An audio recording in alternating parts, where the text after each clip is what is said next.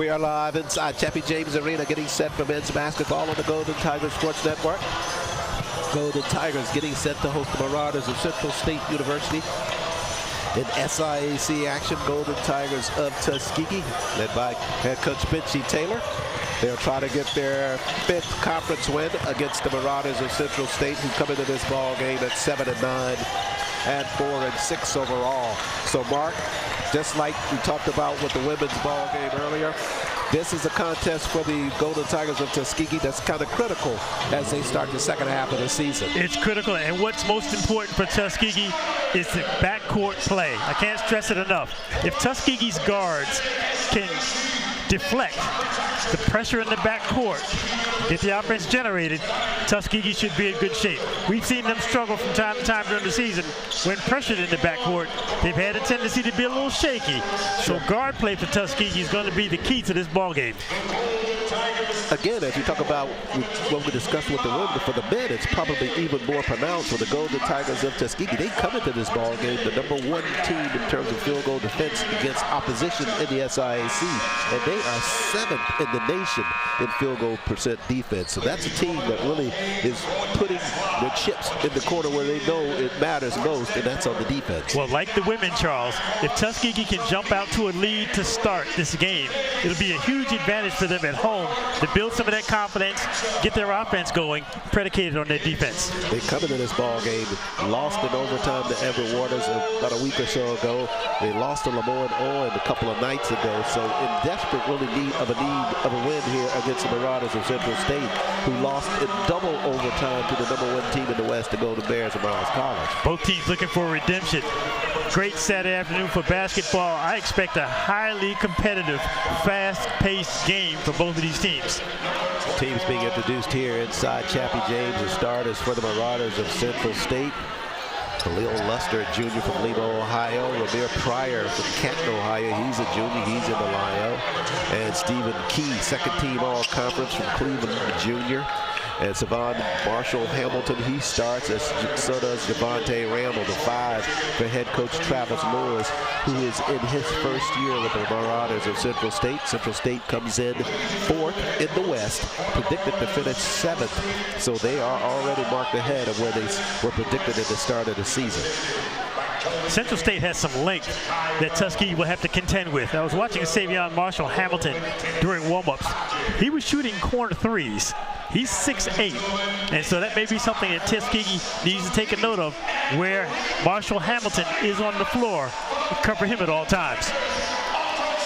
The Golden Tigers of Tuskegee, we should mention that you heard President Brown talk about it at halftime, that this is the team that's set to go out and play in the HBCU All-Star game, or the contest at the All-Star weekend out in Oakland next month. Got a couple of representatives here from the NBA this afternoon getting set to get some video and the like for our team as we get set for that. So this is a team that really wants to stay on track, so when they represent at that NBA All-Star weekend, it is a good showing of Tuskegee in terms of its record and the quality of basketball that you'll see out there. And what a tremendous honor it is for the Golden Tigers to make that trip to San Francisco. This is going to be a nationally televised game. It won't be in the arena where the All-Star game is played, but I'm sure that there are a lot of people in the Bay Area that'll be hungry to watch some HBCU hoops, so it should be a very festive atmosphere. Indeed, you're right, and we just got word from the NBA rep that was here that there's a possibility that we may be covering the ball game on GTSN from the audio perspective. So perhaps a call may be in order for you, my friend, to get you out to Oakland for that ball game. Well, let me check my passport and make sure it's up to date. Passport for Oakland. You never know. Whatever it takes to get you out there. That's right. Whatever it takes. Take a look at the starting lineup now for the Golden Tigers of Tuskegee. Going to be a little bit different this afternoon. It'll be Kevin Seasbury, of course, a senior at one of the guards. And Anthony Pennington, the senior from Kansas City, at the other. Rodney Walker, the junior from Decatur, Illinois, will start. So will Kasame Draper, the junior from Conyers, Georgia. And it looks like it's going to be Amir Boyce, the sophomore from Long Island, New York, starting in the lineup for Tuskegee this evening. So it'll be Seasbury, Pennington, Walker, Draper, and Boyce, the 5 for head coach Benji Taylor. He's in his 6th year. He's assisted by Jameer Cheek and Devin Booker. And Cairo Stanford, the strength and conditioning coach for Tuskegee, always on the sideline. Do you have a sense that this may be a matchup issue for Tuskegee, this late substitution in the starting lineup to go a little bit bigger? Good call. Good call. Central State's front line, 6'11", 6'8". That's going to be something to contend with. Randall at 6'11". Yeah, Marshall at 6'8". That's about as large as Tuskegee goes, with Draper at 6'9", and Boyce, the next tallest. You got Evan Howell, but Evan not as skilled as Boyce, so Boyce getting the start. We'll see how that plays out. Back the other way, quick reverse lay in by D.A. Pennington to get things started here in this basketball game. The men picking up where the women left off with a quick score. Quick score. Going to see a lot of that in this basketball game. Tuskegee with the early lead. We'll call that a Wind Creek Casino fast break lay-in to get things started to happen so quickly. What you like right off the rip, you can hear those sneakers squealing for Tuskegee's defense. Seasbury brings a 3 in the corner to get us going here from the field. So a lay-in by Pennington and a 3-pointer by Seasbury in the corner, and Tuskegee's off and running already. Tuskegee playing a matchup man-to-man. Another steal. Back the other way now. Tuskegee with the basketball after defensive work. Jumper in the corner. D.A. got that one up and missed on the shot. Rebound at the block by Randall. And Central State back the other way. That can be best described as a hoist. Yeah. Half-court set, floater in the paint, down the cylinder, out, tapped in, and that one's off the mark as well. Randall over the cylinder there, not able to tap it in though. Central State had 2 shots at it, not able to convert. Tuskegee now leading at 5-0 with it on there to the floor. RJ over to Seasbury. Kevin, lean back jumper, front of the iron on the shot there. Kevin at 16 points per ball game, missed on that one. Behind the arc, line drive jumper there by Brandon Scott. He cannot connect. And a whistle down at the block. It was tapped out of bounds by Tuskegee. It'll stay with Central State. Kevin Seasbury for Tuskegee, Charles, seemed to rush that jumper just a bit. He had space. See if we get a good look at it. They're moving the ball well. I think this is the one he hit in the corner there. That's the previous shot. Central State now with it on there to the floor. Raven Thomas at 6'9", he's on the floor now. They push it back in the corner. Head fake behind the arc, jumper for 3. That one's off the mark by Khalil Luster, the junior. Rebound tapped around, and Central State with a 3rd look at it here. This trip down the floor. That's the one thing that Tuskegee's got to be mindful of. Jumper there at the foul line by Brandon Scott is good. Rebounding is going to be important for Tuskegee. It's this big front line. You mentioned a great point. Yeah, they've got to make them one and done, that's for sure. They did not that time, and Scott makes him pay when he got that field goal from the foul line. And it's a 5-2 lead for Tuskegee.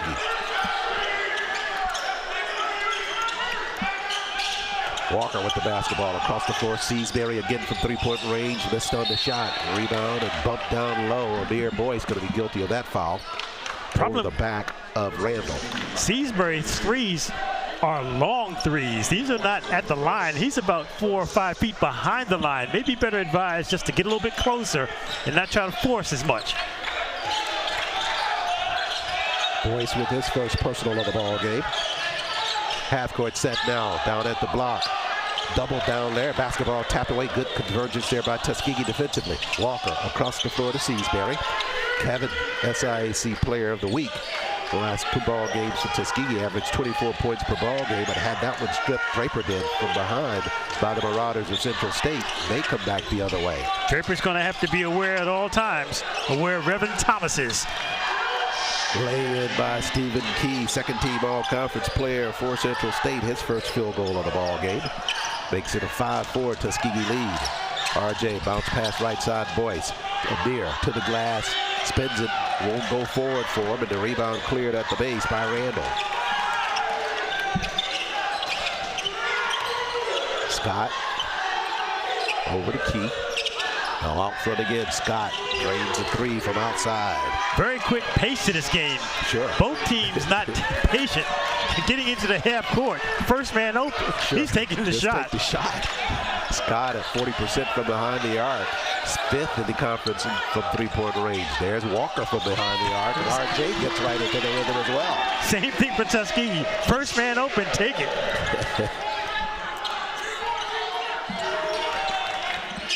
Key with it across the timeline now for Central State. On a weave. Scott with it again. Try to dump it inside, they throw it away. Amir with the basketball up to RJ. RJ cross dribble behind the arc, fires a three-pointer. This one at the front of the iron. Draper tapped it, almost got the conversion on it. It's loose and out of bounds. DA gives chase, but runs out of room, and it's over to Central State. Great matchup revealing itself already. It's a matchup between Draper and Javante Randall. Randall's at 6'11". Draper has his hands full, even at 6'9". Media timeout. Vibes Restaurant three-point basket. That one coming by R.J. Walker to get things started from outside. 8-7 Tuskegee leads. Take a break here on GTSN. Staying up to date on all recommended vaccines is one of the safest preventive care measures available to protect you and your family from disease. Many children and adults that delayed vaccination during the pandemic are still behind schedule. It is crucial that we take steps to get everyone back on track with their routine immunizations. Tuskegee fans, let's all do our part to get back on track. Protect yourself and others by making sure you are up to date on all recommended vaccines, including respiratory virus vaccines. Don't wait. Vaccinate. For more information, visit alabamapublichealth.gov/IMM.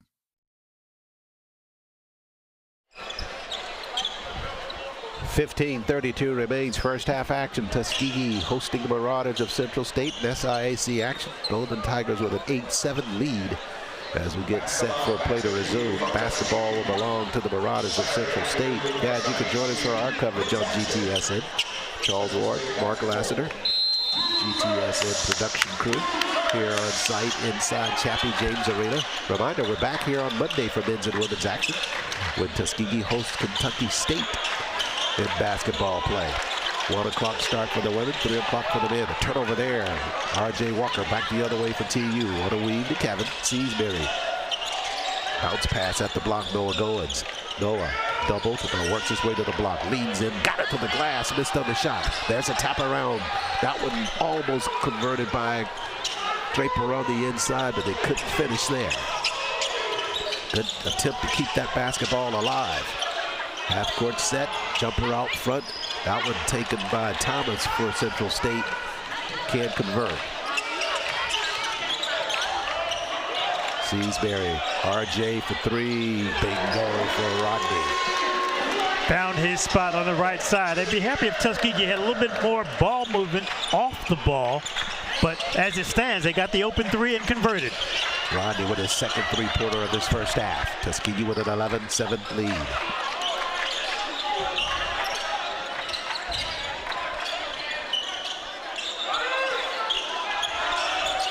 Across the floor now, they try to throw it, and they throw it out of bounds. They had Lamar Pryor, the junior, on the far side of the floor, but they tossed it too far. Central State trying to go cross court. We'll look at the last offensive scoring play for Tuskegee. Watch the space in the corner. Got where he wanted. The hand was too late. Walker with his second three-pointer of the ball game. Bob's Restaurant three-point basket for Tuskegee. Pennington on the move left side. Dump it back down in the corner. Draper works across the paint, floats with that right-hand hook and shot, and got it to fall. When I was working in New York, worked at a youth center, the guy who used to play wasn't that good, but every time he took a shot, he'd say, too late. Was that whether he hit it or not? Whether he hit it or not. Oh, wow. Okay. Wishful thinking a lot of the time, huh? Central State able to save it at a half-court set. They'll push it out front. Too late on three. The out one. Yeah, Brandon Scott with his second field goal. That's a three-pointer.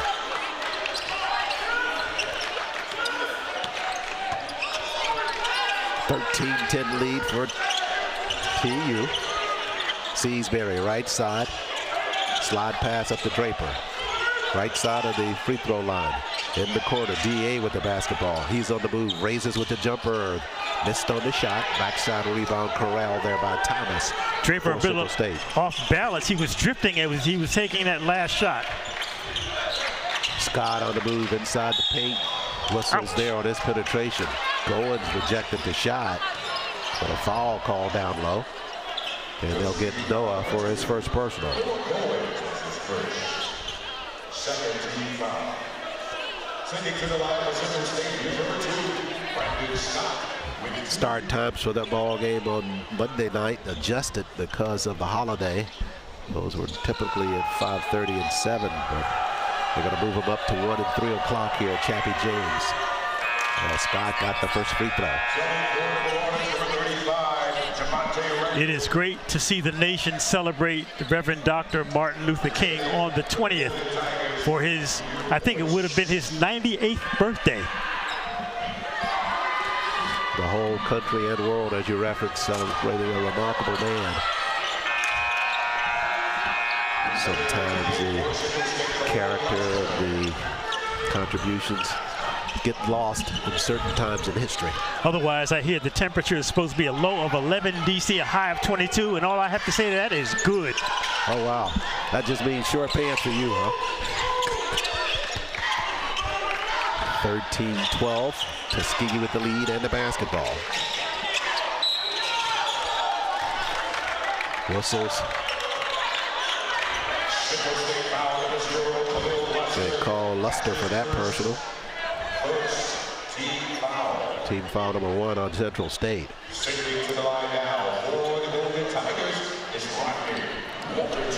So RJ to the line to shoot for Tuskegee. Walker 15 of 26 from the free throw line. Tuskegee has a team from the charity stripe. That's the one area that they really want to concentrate on in the latter half of this season to get that number up. They're 15th right now in the conference from the free throw line at 58% shooting. And to your point, Charles, the way this game is being played with so much contact inside, the difference could well be free throw shooting. And you look at that Tuskegee schedule and you look at some of the losses that they've had during the early part of the season, a lot of it really has come down to them just not meeting that standard from the free throw line. But the margin of victories, they could have won most of those ball games had they hit a percentage of majority of their free throw shots. So where do you think they should be? Around 75 is the norm, would you expect? Yeah, I know we talked about it last time. You said you prefer to see teams at 80 plus. And now, obviously that's might be a little greedy. Yeah. Yeah, but you certainly want to be mid-80s plus, to ensure that that's a comfortable spot for you. And you don't want teams playing to the fact that they know that they can put you on the line to help their cause. Great point. And that's exactly what's happening to Tuskegee to a large degree. And we'll talk more about this as this play unfolds, as Boyce comes away with the rebound. Teams have opted to foul Tuskegee, and particularly foul particular players to get them on the line to get the game in their favor. Excellent passing. Goins at the block, just not able to finish. Good convergence by Central State, but a good pass at the reference. That's the best offensive sequence that Tuskegee has run all game. Getting a lot of action off the ball, winding up with a layup inside. The foul call, but that was great ball movement. Should they get rewarded, they'll have a free throw coming after this timeout. Tuskegee leads it 15-12 on the Marauders of Central State. More basketball ahead on GTSN.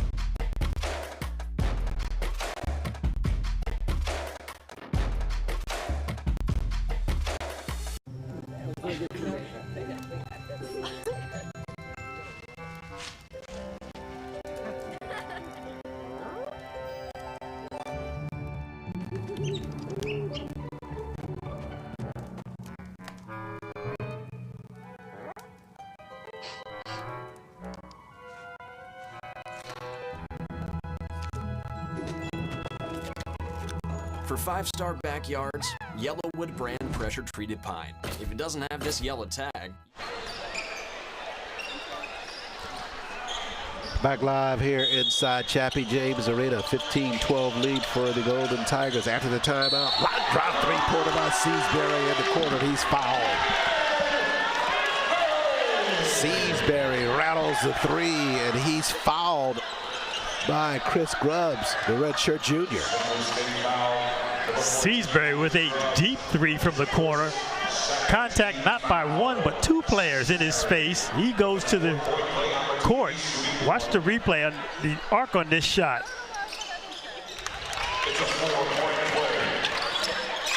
So Seasbury with the rare 4-point play for the Golden Tigers of Tuskegee after the 3-point basket and the free throw. Half court set now for the Marauders of Central State. Tuskegee with a 19-12 lead. Down in the corner on the move with the basketball is Randall. Now heads the back out. Up top, Scott forced to take a long-range three-pointer. Missed on the shot. Boyce took it away from Grubbs. And a whistle down low. Excellent move by Draper to cut off the baseline. Attempted thought better of it. Brought the ball out. Tuskegee makes a play on the ball on defense. Good job by Amir for Tuskegee fighting down low there to get that basketball. Kept it as Noah Goins comes back out on the floor. Amir took a shot there, so he's on the Tuskegee bench.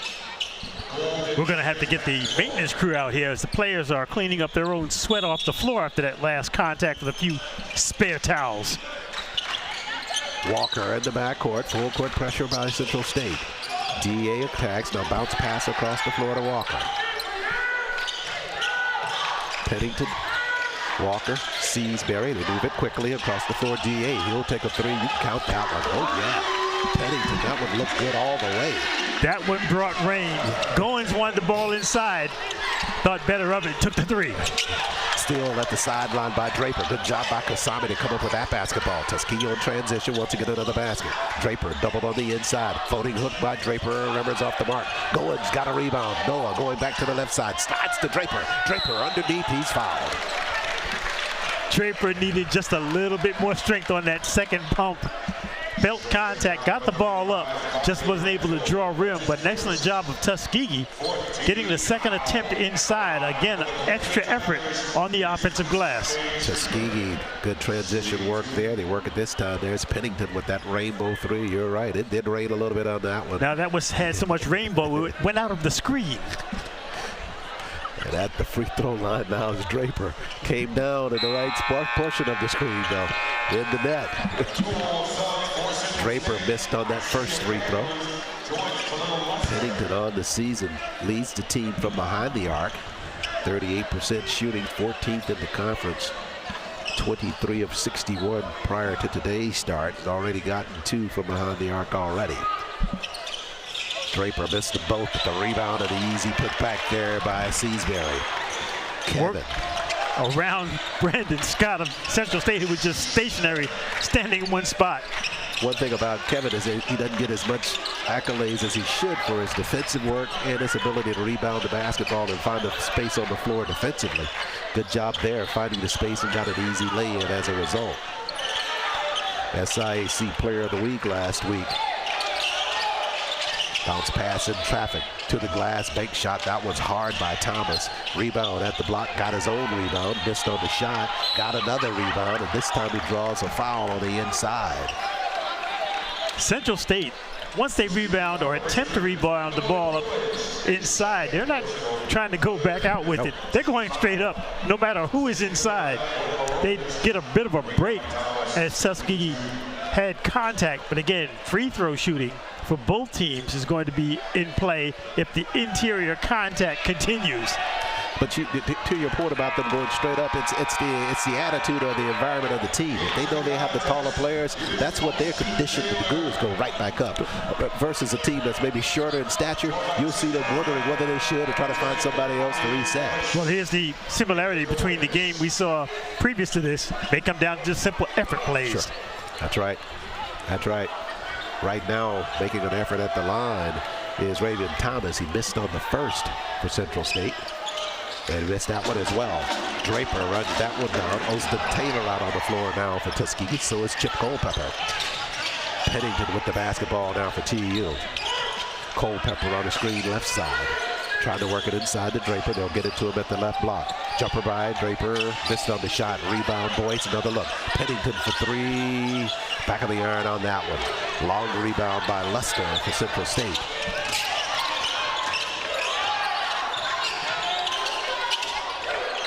Tuskegee in that zone defense. Central State with it. Black has it at the block. Man traveled and he did. Let's give credit to Tuskegee guards for their defensive effort in that last exchange. Was not a travel violation. It was a jump ball, so it'll stay with Central State. But to your point, loud and clear. Take a look at, to your point about that defense at Tuskegee. That is what they're known for in their calling card, and you'll see it right here on this effort by them inside the paint. Good convergence there by Taylor at the block. Culpepper always step for step defensively. Jumper out front for the Marauders. Good square out there. Look at that one down low. Nothing but white jerseys. Exactly what you want to see. Pennington with it now. Left side for Tuskegee. Lost his dribble. Turns from the free throw line. Rebound by Boyce and a whistle. Amir guilty of the push-off. So Boyce with his second personal.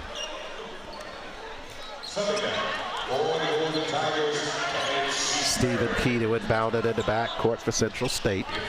9:14 left in this first half. Full court pressure by Tuskegee. And Key with it across the timeline.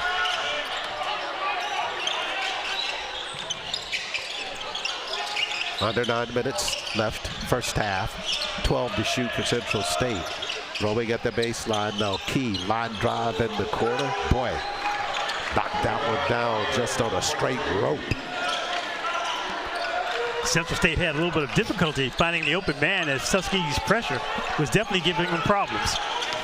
Taylor across the timeline for TU. Gives it to Draper, way out from the basket. Boyce, left side to Taylor. Up top, Seasbury. Culpepper tried to bounce it down low to Boyce, and Boyce lost that one out of bounds. It'll go over to Central State. Pennington back in the game for Tuskegee.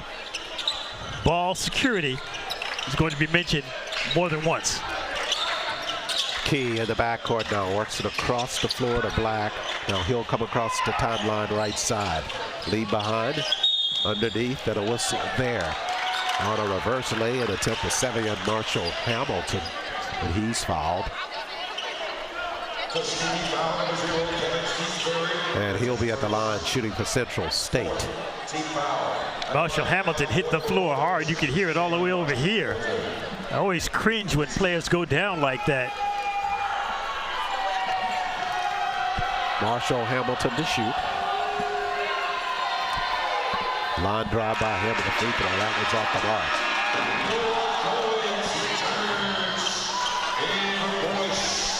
He'll have one more coming as Coach Taylor takes the opportunity to talk to Amir Boyce as he goes toward the sideline.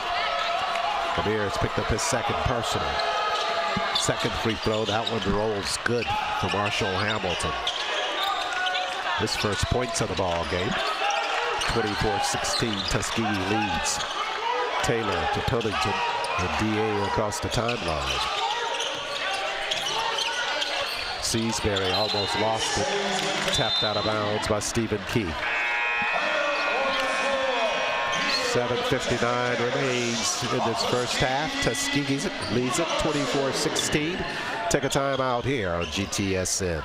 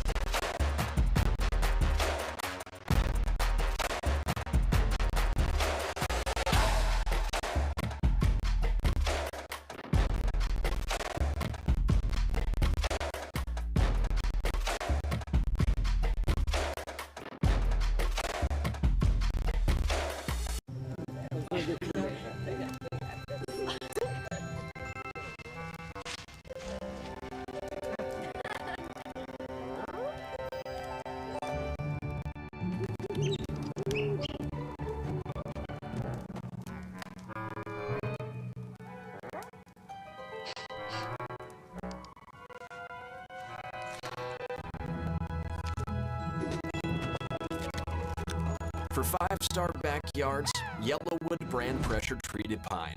If it doesn't have this yellow tag,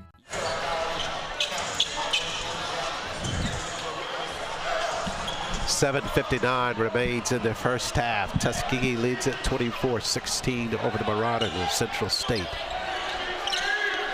Tuskegee will have the basketball. Taylor to inbound it.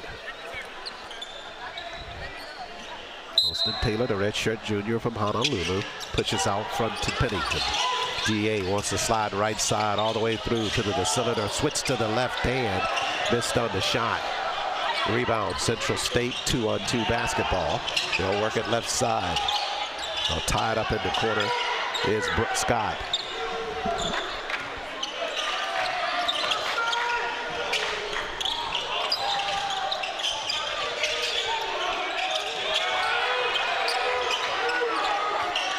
Key with the basketball out front. 5 to shoot for Central State.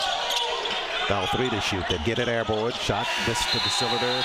Owens got the rebound, but it's a shot clock violation. Tuskegee had such great defensive intensity. By the time Central State got into their offense, there were 5 seconds remaining on the shot clock, and all they could go was to try to take a garbage shot from deep, which hit nothing. Tuskegee with the basketball after the good defensive work. 24-16, they lead. Pennington, team captain, works it across the timeline. DA top of the key. Seasbury for 3. Shot it hard, high rebound, comes clear to Black and Central State. Back out front, Scott on the move. Inside, kicked off of, thought it bounced off of his knee and out of bounds. But it'll stay with Central State. Here's what's interesting, Charles. Tuskegee is a few open looks away from breaking this game open. They've had some looks, just haven't been able to convert from 3. Nice call on that. They've done the defensive work to put themselves in a position to extend their lead. Just have not been able to convert a couple of trips down the floor. Because they've held Central State last 3 or 4 trips down the floor. They haven't been able to muster up anything. But now they do, as Brandon Scott knocks down a 3-pointer from outside. That's his second 3-point field goal. 6:50 remains in this first half of basketball. Tuskegee with a 24-19 lead. And you just really got to credit that defensive work of Tuskegee to put them where they are right now in this basketball game. 15th meeting between these two teams since 2016. Tuskegee leads that series 10-4 overall. Last meeting, Tuskegee won at 67-57 at Central State.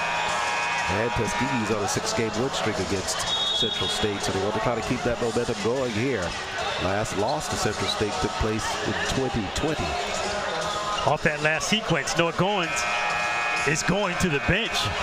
He had an earful from his coaching staff for that last lack of a switch on the open shot. So Tuskegee making a defensive adjustment coming out of the timeout, sending a message to Goins that if you want to play, you better correct it. And you know what's interesting, because normally when he's pulled out of the ball game, it's because of an offensive set or some fouls. It's not because he has not done the right thing defensively. But this time he takes the seat as RJ handles it in the front backcourt. Now he's back out on the floor. Roy Upstate out on the floor now for Tuskegee. Roy in his 3rd ball game for Tuskegee, just activated in the second half of the season, the junior from Naples, Florida. Up top, RJ for 3. Count it for RJ. Out on that one good out front. Rodney's 3rd 3-pointer of the ball game. Excellent look. Got the ball in rhythm. Completes the 3. Whistles in the half-court set now. Yeah, sometimes players play too fast.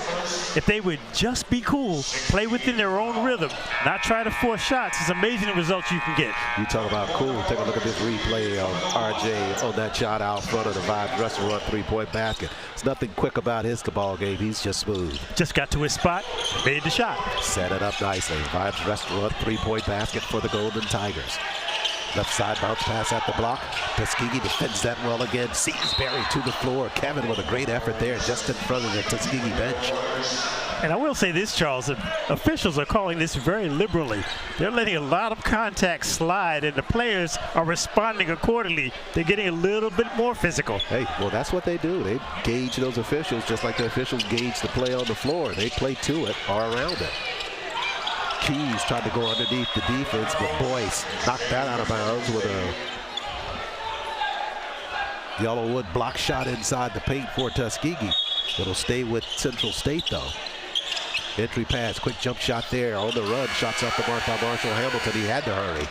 Defense for Tuskegee just continues. Here comes D.A. Right side, Kevin spins inside.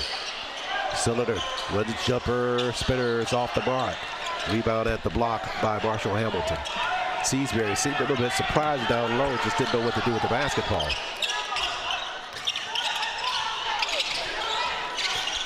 Central State out front, Black with another three-point effort. That's off the mark, but a backside rebound. Stephen Key with it. Inside they work it, but the shot's off the cylinder by Marshall Hamilton again. The previous jumper by Central State barely got rimmed. RJ out front for TU now. Doubled. Make the pass. Right side Seasbury, 14 to shoot now for Tuskegee. Boyce trying to get some space at the block. Got it there. Wants to go to work against Scott. Turns and got the jumper. Amir, nicely done. Boyce was calling for it. Posted and then reposted. Got the bounce pass, turned, completes the shot. Post the two for Tuskegee. 29-19 TU with the lead, and a turnover there by Central State. Here comes Rodney, and they caught up with him from behind to tie him up, but Rodney took it away, gave it to Upsaint, and Upsaint just fires a three-pointer from where he picked up the basketball. No thought about resetting the offense. Just like, hey, I got to shoot this. At some point, you have to show a little bit of patience. Upsaint, as you mentioned, the ball rolled in his direction. He said, well, I'm here. I might as well get rid of it. Down at the block, take a look at the work by Amir. Watch the footwork. Finally got it there. Turns with that right-hand floater. Nicely done by Amir Boyce. 4:29 remains in this first half. At the line for the Marauders, it's Sean Black, the senior from Indianapolis, to shoot. Call the foul there on Seasbury. That's Kevin's first.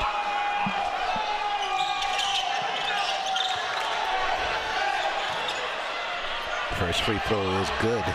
He's from Indianapolis, wearing number 1, reminiscent of one of the greatest of all time, Oscar Robertson, the Big O, who also wore number 1 when he played with the Milwaukee Bucks. There you go. Taking us back. The Big O grew up on the Big O. Sunday favorite. Triple-double machine. Yes, sir. Oh, so smooth, too. Black good on the front end of the one-on-one. He converts on both free throws here. 29-21 TU leads. Full court pressure by Central State. 4:25 left first half. RJ left side in the corner. Seasbury for 3. Missed on the shot. Missed everything. Yeah. Grubbs got the rebound. Culpepper kind of slung out of there, trying to stay in the fray for the rebound, and not able to contend on that one. Next 2 minutes critical for Tuskegee. They want to hold momentum going into halftime. Key with the basketball for Central State. Dumped it down in the corner. Double there. They throw the basketball away. Up the floor comes Pennington. One-on-one. Pennington Euro step to the glass. Missed on the shot. But there, Culpepper tried to follow with a flush. He missed, and it's loose on the floor. Out of bounds to Tuskegee. Culpepper almost got a rise out of the Tuskegee crowd. Excellent effort. Got his wrist over the rim, just wasn't able to complete the dunk. 3:44 left in this first half. 29-21 Tuskegee leads. Timeout on the floor. We'll take a break here on GTSN.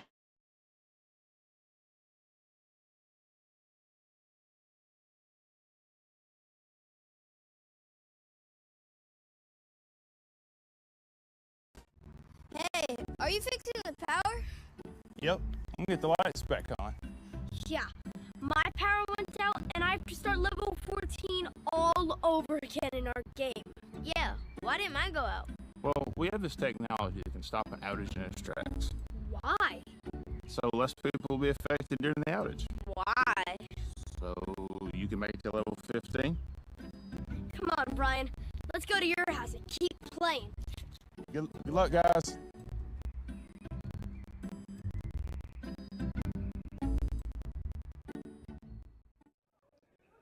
Golden Golden Tiger fans, I'm Anthony Holloman, Commissioner of the SIAC, and this is Golden Tiger Sports Network.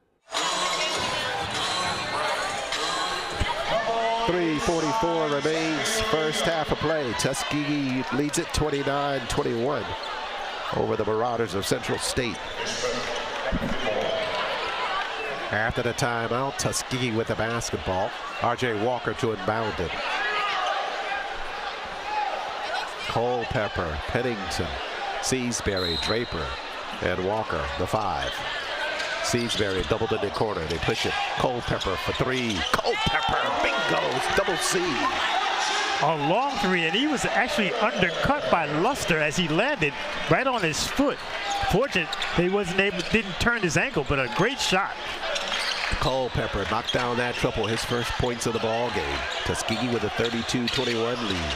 3-point shot, that's by Luster, and he answers with his own 3-point bomb. Pennington trying to get to the sideline. He does. They got numbers now. Pennington, left side chip. Culpepper, reverse lay-in, fouled on the play. He'll be at the line shooting. Double C, the redshirt junior from Hoover, Alabama. Leads the team in blocks with 9. He's 15th in the conference in that category. Averaging about 17 minutes per ball game. Culpepper with that first free throw is good. Is this a recruiting class that just is coming into the gym, or did the bus pull up late from Central State? Good question. We're at Chappie James, and there have to be at least 200 new visitors to this game with 3:06 remaining in the first half. Well, I got the answer for you. Culpepper hits that second free throw. This is some of the recruits for football coming in. That's exactly what you got here. Yeah, seeing some of the football coaches with them coming up into the stands now. But I did see some unusually large people. Yeah, right. Not just the regular customers, right? Right. Yeah. The 2-seat variety right. people. Here, exactly. Right? And you can see they're going to the upper reaches of the arena where they can spread out. Sure. 34-24 TU leads with less than 3 minutes remaining in this first half. Key, bounce pass, foul line extended. This is Randall. Randall doubled at the block, shot rejected at the block there by Draper.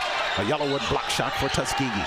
Out front, Scott on the move at the recovery. His pass across the floor, they got it into the hands, and a shot at the block there. Draper blocked it, and it was a shot clock violation. Now the officials finally blow the whistle saying so.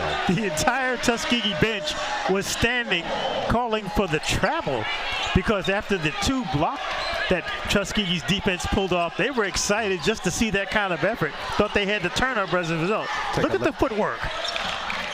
Take a look at this Yellowwood block at the baseline there. Coming across and swiping that one was Draper for that Yellowwood block shot to get things going back the other way. Tuskegee now, half-court set, Pennington.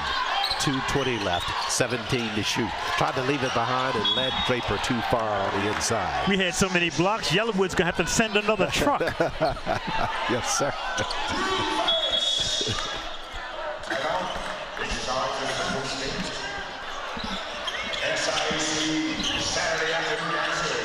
.2:17 left in this first half of play. Tuskegee seeing a little bit of everything. Vibes Restaurant 3-point shots. Wind Creek Casino, Montgomery fast breaks, and Yellowwood block shots all over the place at this point. They lead it by 10 against conference foe the Marauders of Central State. Central State 7-9 overall, 4-6 in the SIAC, and Tuskegee at 6-8, and they are 4-4 in conference play. I will say this, just to rechange the subject, if Tuskegee signs half of the recruits that just entered the gym, they'll be in good shape for years to come. Well, I don't think you heard President Brown when we were talking here at halftime. He was talking about some of the things that needed to change with Tuskegee football. And he was slightly referencing the fact that some of the recruits are coming in today, and we're looking to see pull from that crowd of recruits to come in. You know, everything kind of works in sequence in this university. Not really much takes place in athletics that president's not aware of. And then he gets his talking points from the athletics director in terms of what their intentions are going forward. He embraces that. He knows that it's going to take some new faces for Tuskegee, football-wise, to really get things back the way that they were. was not completely disappointed about the season that passed, but knows that that tradition and legacy of Tuskegee, warrants better. 34-26, Tuskegee with the lead. In the corner, Culpepper again for three. Double C this time can't find the range. Rebound backside to Luster and Central State. Now, Tuskegee with less than 2 minutes remaining. They got to be careful about preserving this lead going into the break. Last 2 minutes, very important. That jumper from out front, Luster. That was a hoist, as you referenced, one-on-one. Luster and Pennington. Pennington will win that one every day of the week. Missed on the spin around, though. Rebound at the block, tapped around, and it belonged to Central State. Pennington had a very acrobatic 360. Trying to come up on the other side with the left hand, had too much on it. Nice try. Yeah, Luster listed at 5'6", Pennington at 6'2". He saw that. He knew he was going right to work. Probably thought, hey, this looks like me coming out on the floor in Charles Ward. I can do anything on here. That's commonly known as mouse in the house. Absolutely. Just missed on that lay-in. Bounce pass. Jumper on the inside. The little cup shot there is missed by Pryor. That was too easy to miss there on the inside. So less than a minute remaining now. Tuskegee trying to take the lead back to 10 to end the first half. Walker works it right side. Oh, no. Seasbury was cutting toward the basket, and Rodney thought he was headed toward the corner. Rodney was looking inside the Draper, saw Draper was headed out, so he thought that Seasbury was going to be headed in for a screen. The miscue results in a turnover. Basketball to Central State. Clock continued to run inadvertently as Central State was taking the ball out of play. They're going to reset the clock back to 42 seconds remaining in this first half. Glad you caught that. I was like, man, did I miss that much? Jeez. Time flies. Yeah. So Central State will have it.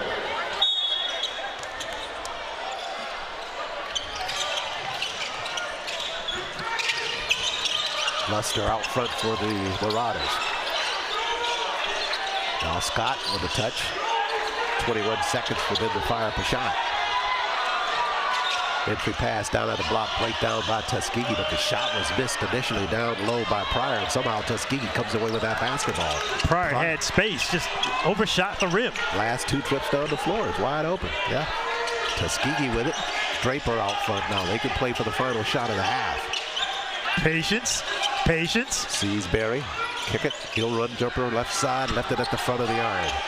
Back the other way, Luster with a chance to hoist. Got it airborne, but well short of the mark.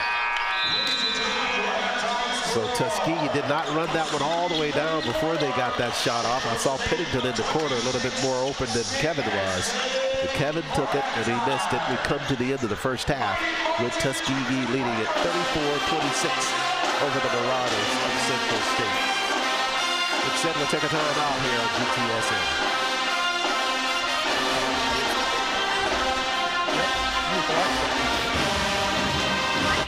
Out and I have to start level 14 all over again in our game. Yeah, why didn't mine go out? Well, we have this technology that can stop an outage in its tracks. Why? So less people will be affected during the outage. Why? So you can make the level 15. Come on, Brian. Let's go to your house and keep playing. Good luck, guys.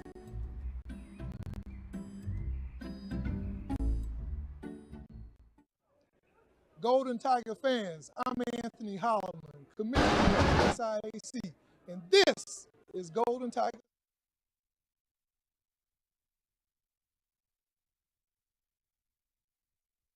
Live here inside Chappie James at the intermission. Tuskegee with a 34-26 lead over the Marauders of Central State.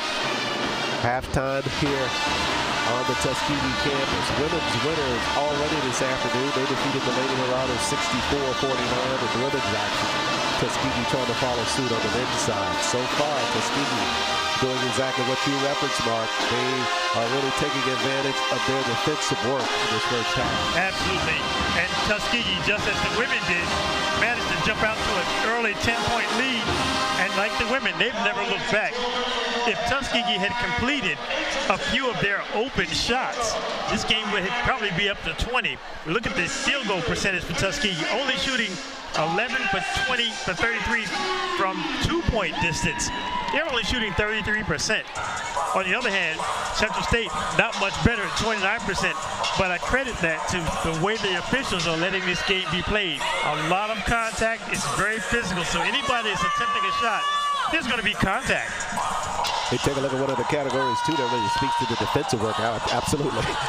Marauders of Central State with 11 turnovers early on in this ballgame. Tuskegee with only 4. That really speaks to what they've done to turn defense into offense. They lead it 34-26 at the intermission. We'll take a time out here. More basketball action on GTSN.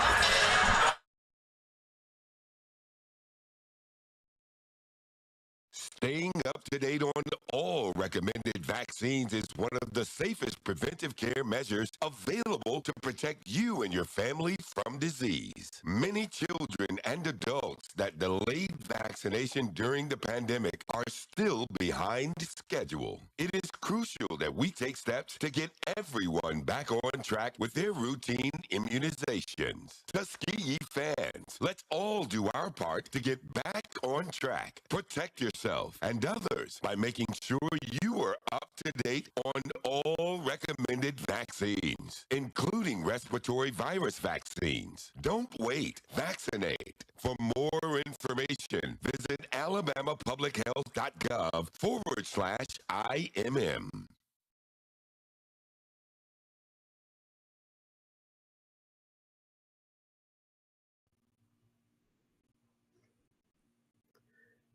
And welcome back, everybody. We're live at a halftime of the ball game between the Golden Tigers of Tuskegee and the Panthers of Clark, Atlanta.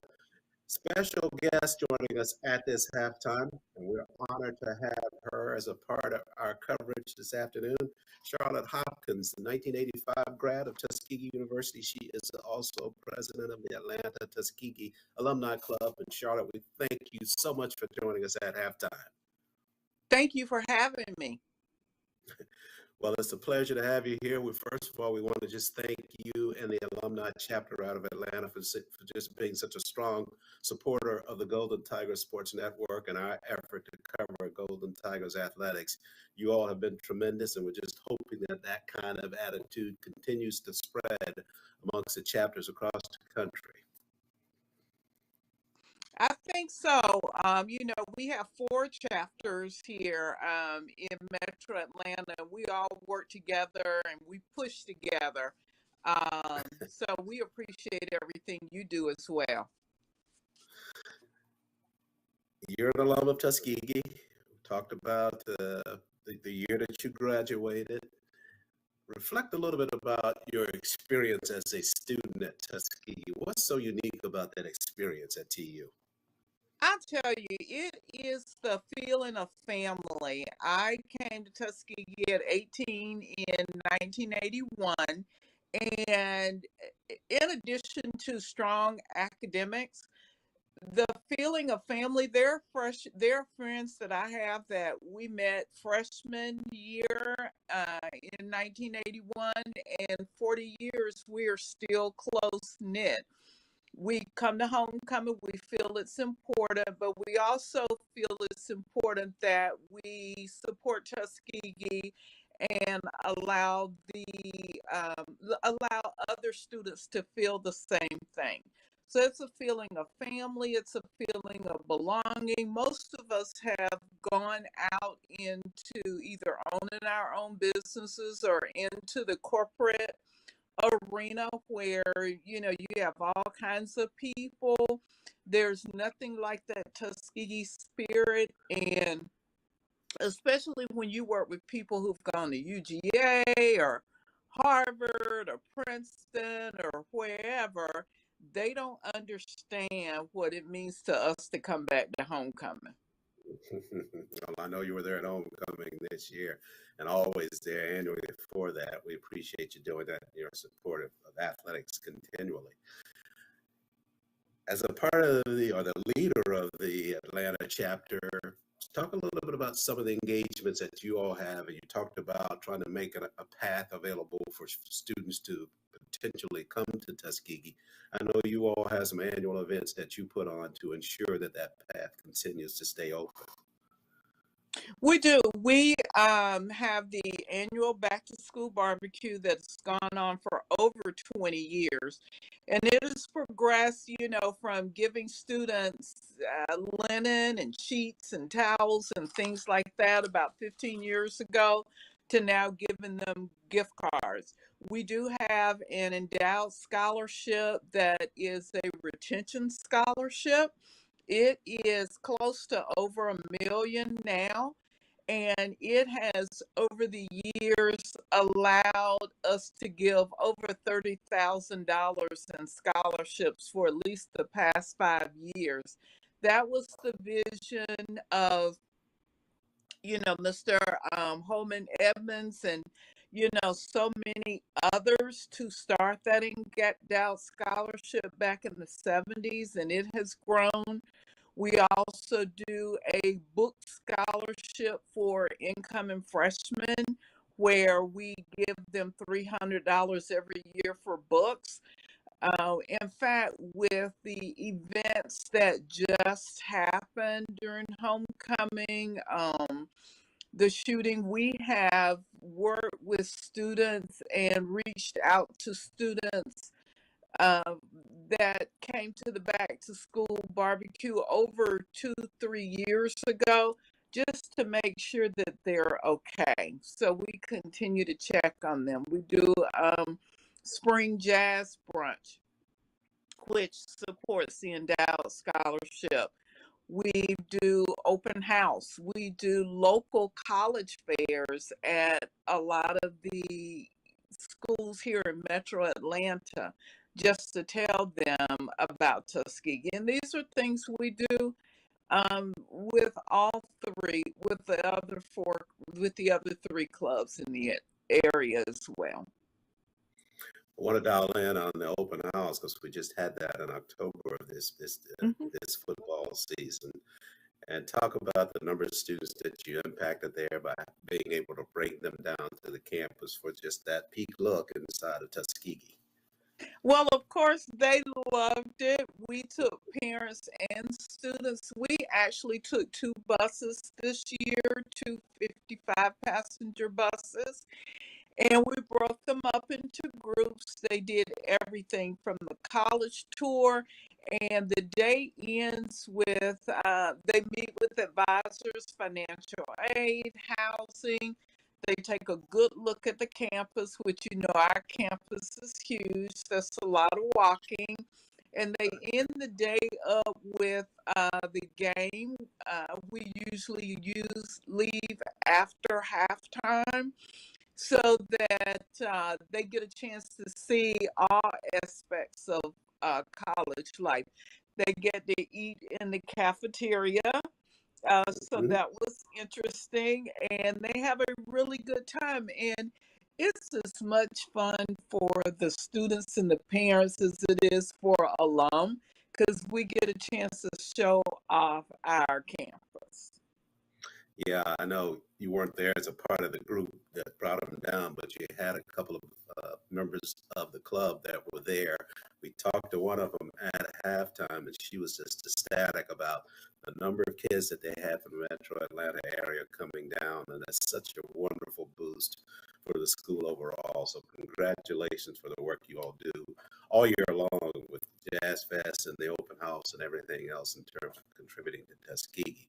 Well, one of the things we wanted to talk to you about today, and glad you're on, because your club is creating kind of a unique initiative as it relates to something that was just announced with the Tuskegee basketball team on All-Star Weekend. They're going to be out there playing Morehouse in the HBCU Classic during All-Star Weekend at the Oakland Arena during the All-Star Weekend of February 15th.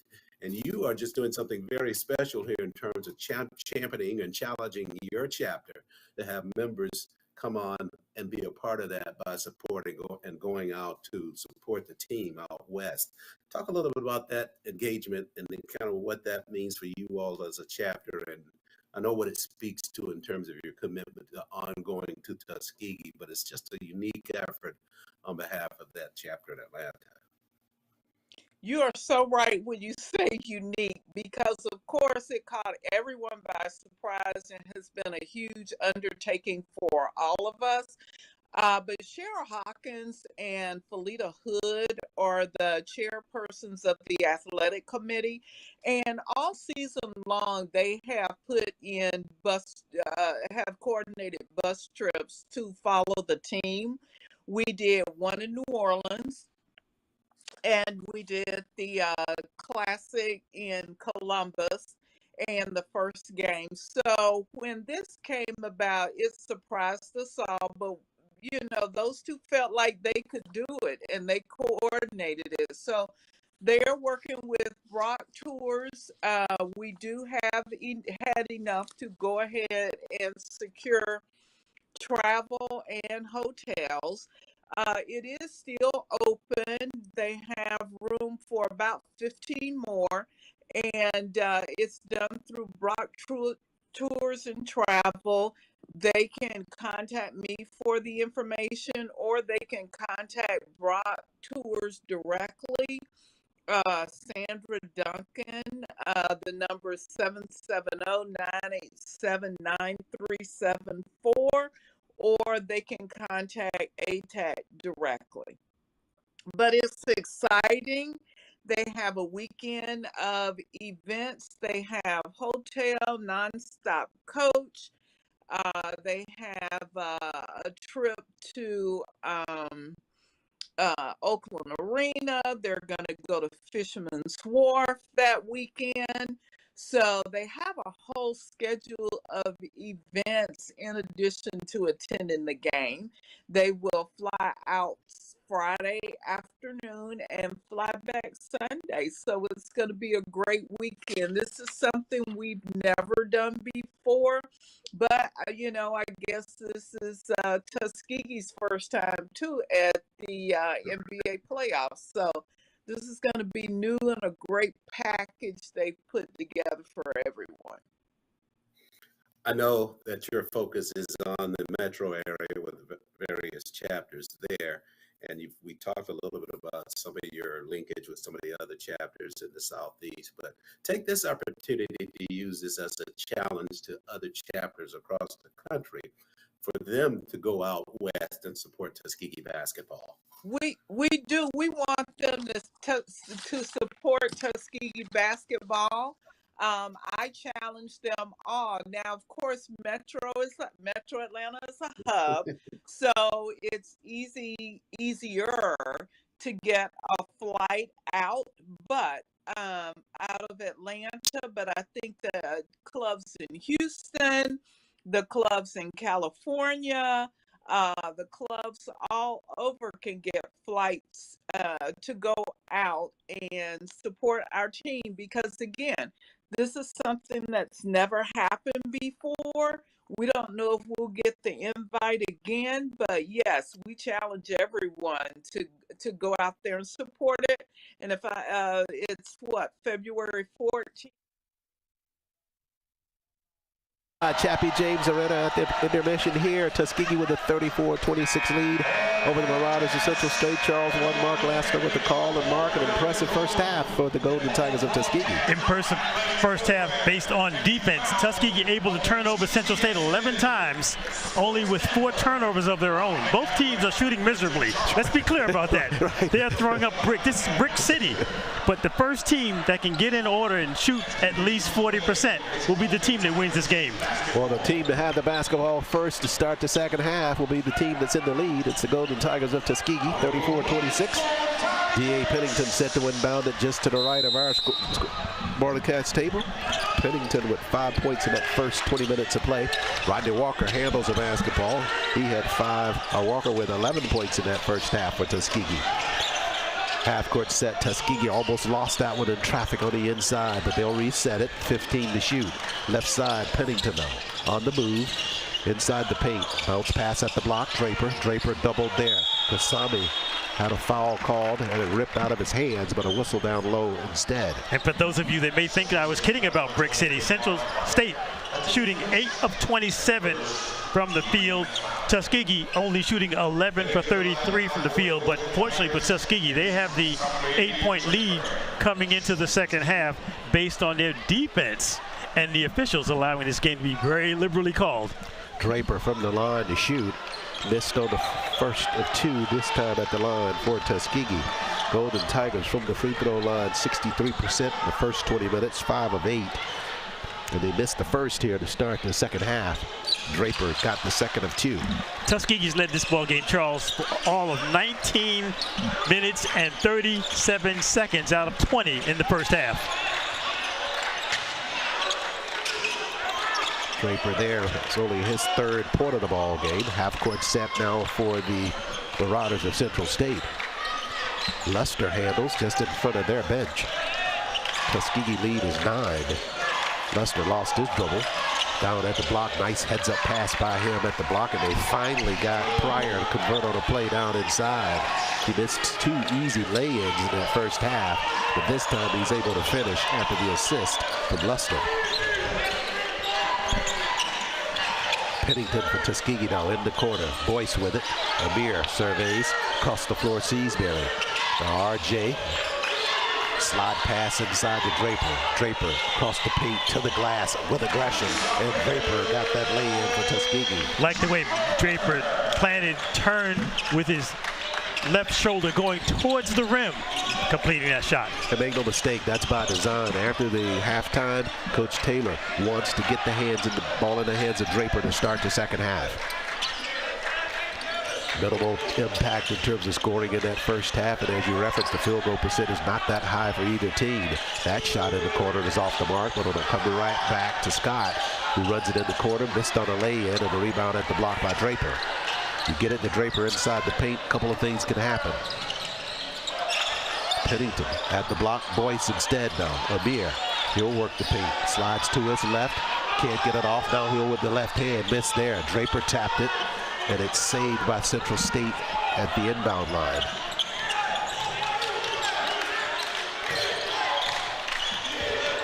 Key, bounce pass, Pryor, left hand hook shot, and Pryor 2 of 2 in the second half from the floor. It's an interesting shot by Pryor. It's like a push shot. He's not going glass with it. He's actually trying to go straight into the rim with that. That time, I think, with his left hand as well. So he's got back-to-back field goals. The Tuskegee lead is 7. Pennington, right side now. DA, Boyce at the block, Draper. Draper doubled down there. Pushes back out front to Pennington. 6 to shoot. Walker for 3. Rimmer is off the mark. Good soft touch there. Rebound at the block, Kevin.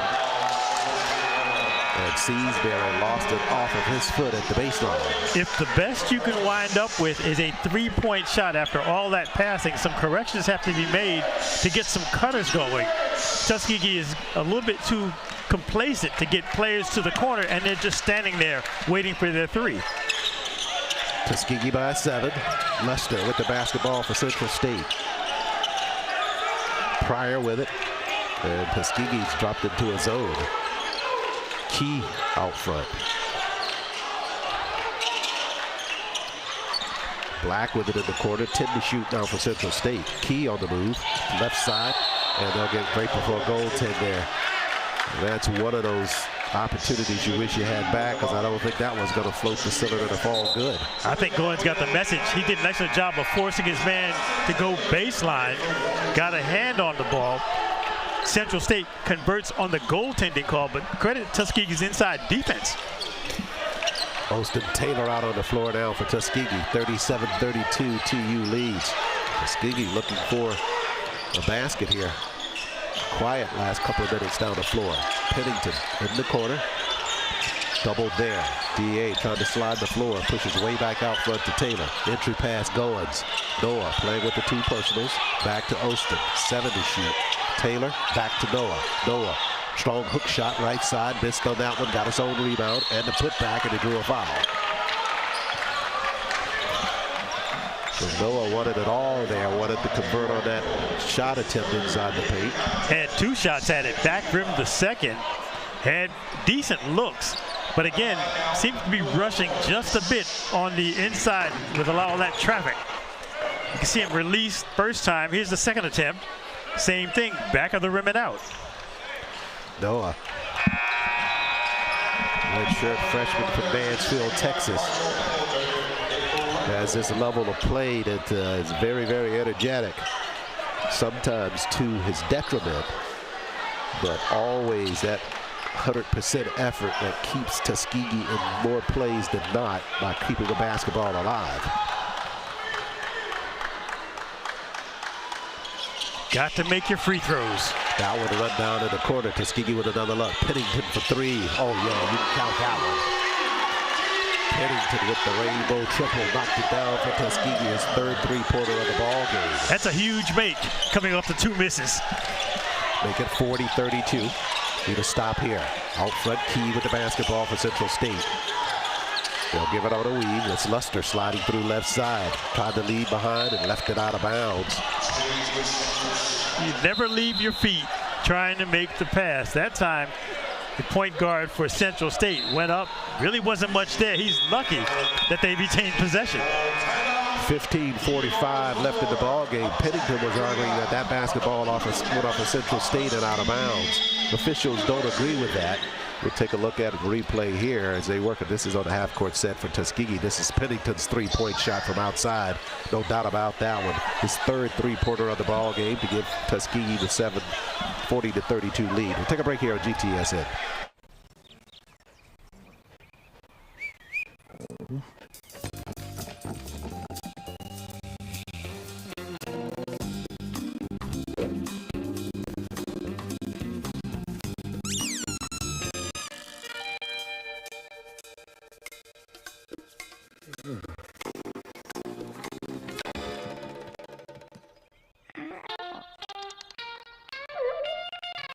For five-star backyards, Yellowwood brand pressure treated pine.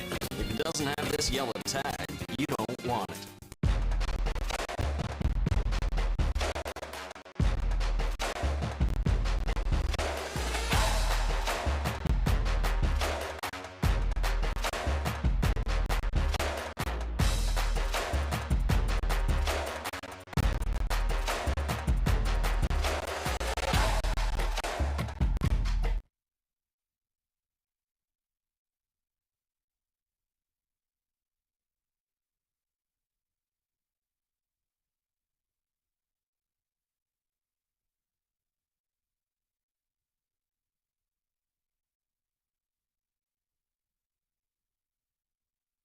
Kevin for three. Oh, yeah. Seasbury gets to his spot, had space, took his time. You can tell he didn't rush that one. Oh, no, nothing but net. That run through helped him a bit that time. Instead of standing around, they positioned themselves on the floor, and Kevin in some open space knocked down that triple. Seasbury with 9 in the ball game now. Across the paint, now they're working across the floor. Black for three. He answers with a long three-pointer for the Marauders of Central State. His third three-pointer of the ball game. Pennington right side to Goins. Noah surveys. Entry pass Noah at the block on Keys, and a whistle there. Stephen Key trying to catch up, and he commits the foul. So would it be interesting after all those cinder blocks we saw in the first half? Both teams seem to catch fire, relaxing just a bit in their offensive sets. A few more shots made to start this second half. You talk about relaxing. You take a look at Seasbury. He was very relaxed on that three, and he got the Vibes Restaurant three-point basket. All he has to do is get to his spot, find some space, and go up strong with it. Half-court set now for Tuskegee. Draper handles at the foul line, leads back with the jumper, and Draper finds the range. Same thing. Yep. Draper got to his spot right at the corner of the free throw line, took it straight up, in balance, makes the shot. That's it. That's exactly right. Not falling back. And he got that field goal. Tuskegee lead back to 10. Scott with it across the floor now to Key. He'll slide in the paint, leading back with his jumper. That's the difference right there. The rebound on a putback is a miss as Goins got that one. Rebound, Tuskegee back the other way. Pennington pushing hard right side, now behind the arc. Slides inside to Draper. Draper one-on-one, leans back, floating hook shot. That's a nice move. Draper made the one drop step, turned the other way, up with the nice skyhook. Draper. He's got 9 in the ball game now for Tuskegee. Tuskegee up to a 47-35 lead now. Luster across the floor, three-point shot. Black missed everything there. That one's saved by the Marauders though. Black, or Luster that is, he'll fire a three-pointer. This time the long rebound run down by Pennington for Tuskegee.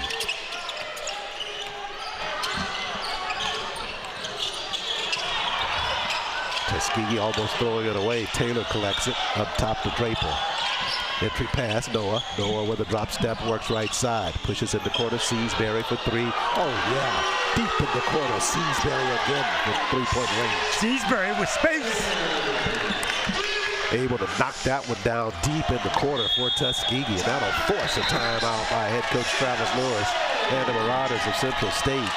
13:01 left in this ball game, and Tuskegee just going to work from the floor.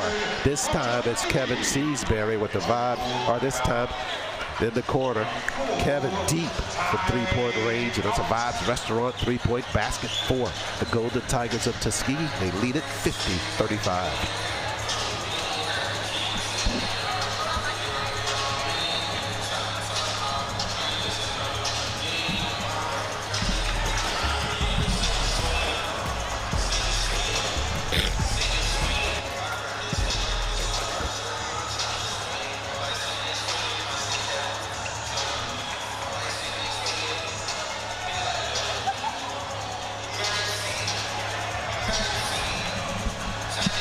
Golden Tigers of Tuskegee extend their lead 50-35. Really starting to settling in on the floor there, Mark. They're really starting to find their rhythm and getting the open spots. Nice push, getting open shots. Tuskegee relax a little bit. The Marauders are making a push at the Golden Tiger lead, but the last couple minutes, Golden Tigers have really answered with some good shooting from the floor, from behind the arc and inside the arc as well. That's kind of what you want to see when you're putting that rhythm together. You don't want it all to be one thing. It's a little bit of both. And a great adjustment by Coach Taylor and his coaching staff at the intermission to know what they wanted to do on the floor. They're starting to take command of the floor now and doing it. 13:01 remains in the basketball game. Scott with the basketball up top now, works it right side with the pass to Thomas. Behind the arc, Smith work it down at the block. Thomas once again on Boyce. Boyce challenges, the shot is off the mark. Rebound, Draper tapped it, it's loose on the surface. Central State will have it in the half-court set again. They push it in the corner, Black for three, missed on the shot. Pennington, backside rebound for TU. Left side, Draper. Pulled out defensively on Grubbs. No, Kevin back inside Draper. Draper on Grubbs, right-hand hook shot. Oh yeah, Draper on the inside. Draper actually got pushed in the back, thrown off balance, but strong enough to land, regain his balance, and make the sky hook. Draper coming alive now. 11 points for him. It's back-to-back field goals for Draper. 52-35, 12-minute mark left in the ball game. Out front, Key for three, air ball, backside rebound, Grubbs to the cylinder, whistle on the play. Draper trying for the block. I think they'll get Kasami there for the personal. So Draper picks up his first, and that'll send Grubbs to the line to shoot. Take a look at some of the action on the other end of the floor, though. Draper, you were talking about him, got bumped out there a little bit, but able to regain, got balance, and that floating right-hand hook shots on the money. The funny thing about Draper, he's not very demonstrative in calling for the ball, but when he catches, he's very certain of what he's going to do. Certain that time, and he did what he wanted. He got the basket. Tuskegee leads it 52-35. We'll take a break here on GTSN.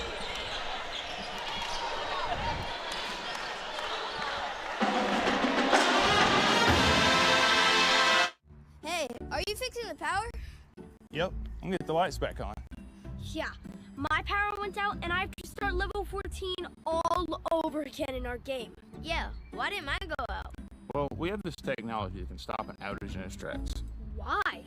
So less people will be affected during the outage. Why? So you can make the level 15. Come on, Brian. Let's go to your house and keep playing. Good luck, guys.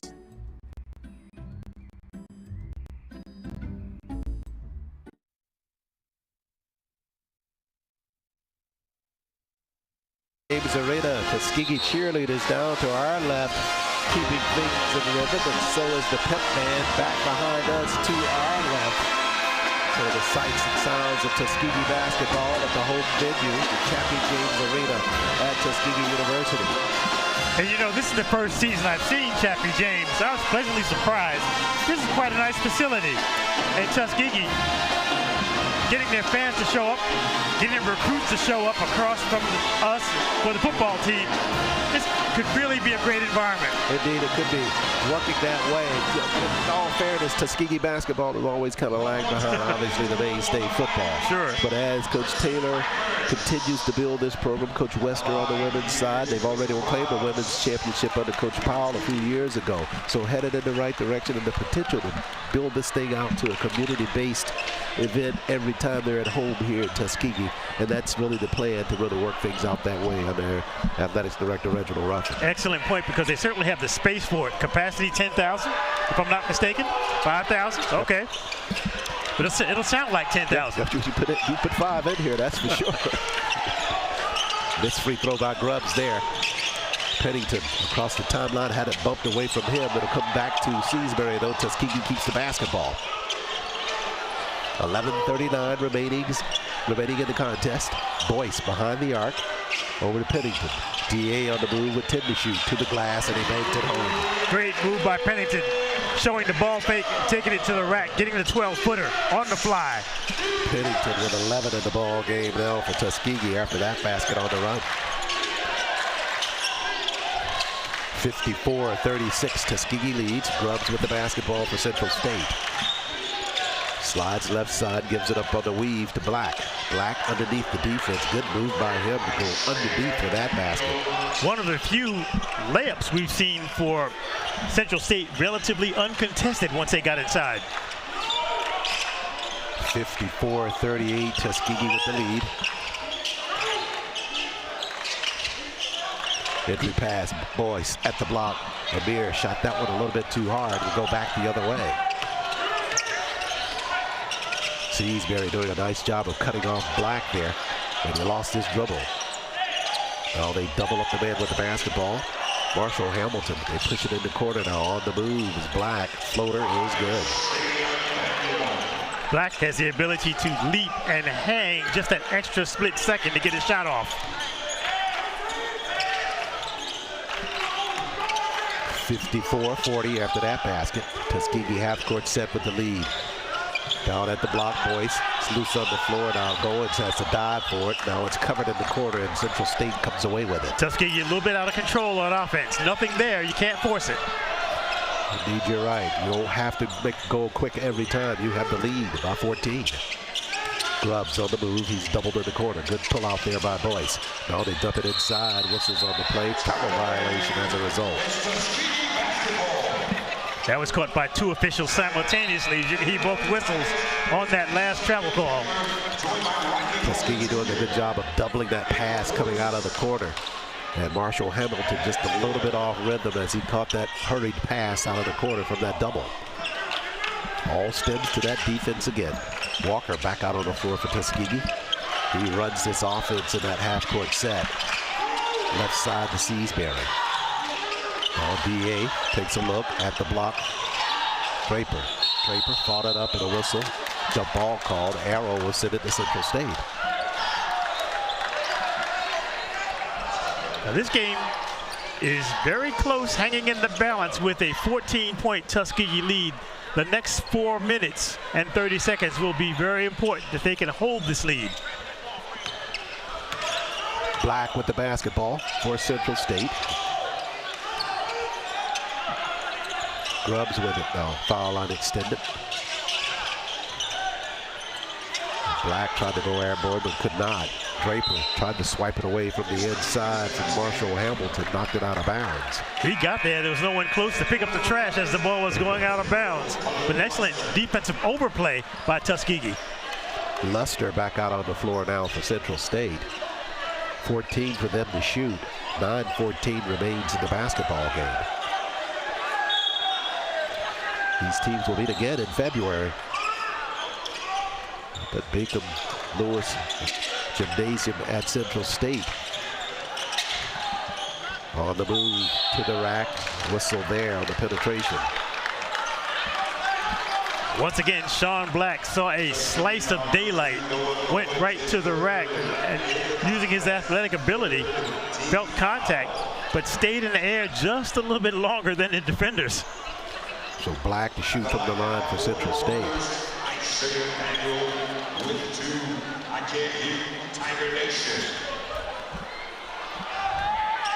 Had 2 players listed on their roster as number 1 coming into today's ball game. Not Isaiah Daniel, but the person that's on the floor is Sean Black. Black at that line, he shot the first free throw, made that one for the Marauders of Central State. And he's good on both. And I've got to check their SID because they have Black listed at 5'10" in the lineup that I have. He does not look like he's 5'10". Yeah. Yeah, what do you go, 5'7", 8 maybe? BA, bounce pass, Goins, Seasbury, 3, yeah. It's just that easy. Seasbury can hit that shot when he's in balance. When they move the basketball all around and make that defense respect other possibilities on the floor just to create that open level of space, Seasbury and the rest of the shooting crew really dangerous. Kevin with his 4th three-pointer of the ball game. Grubbs on the move, head down, tried to leave it behind, and Pennington took it away for Tuskegee. Took off and tried to make the pass in the air. Not a good move. Pennington for 3, missed on the shot. Rebound, fought for it, chased out of bounds. It'll stay with Tuskegee.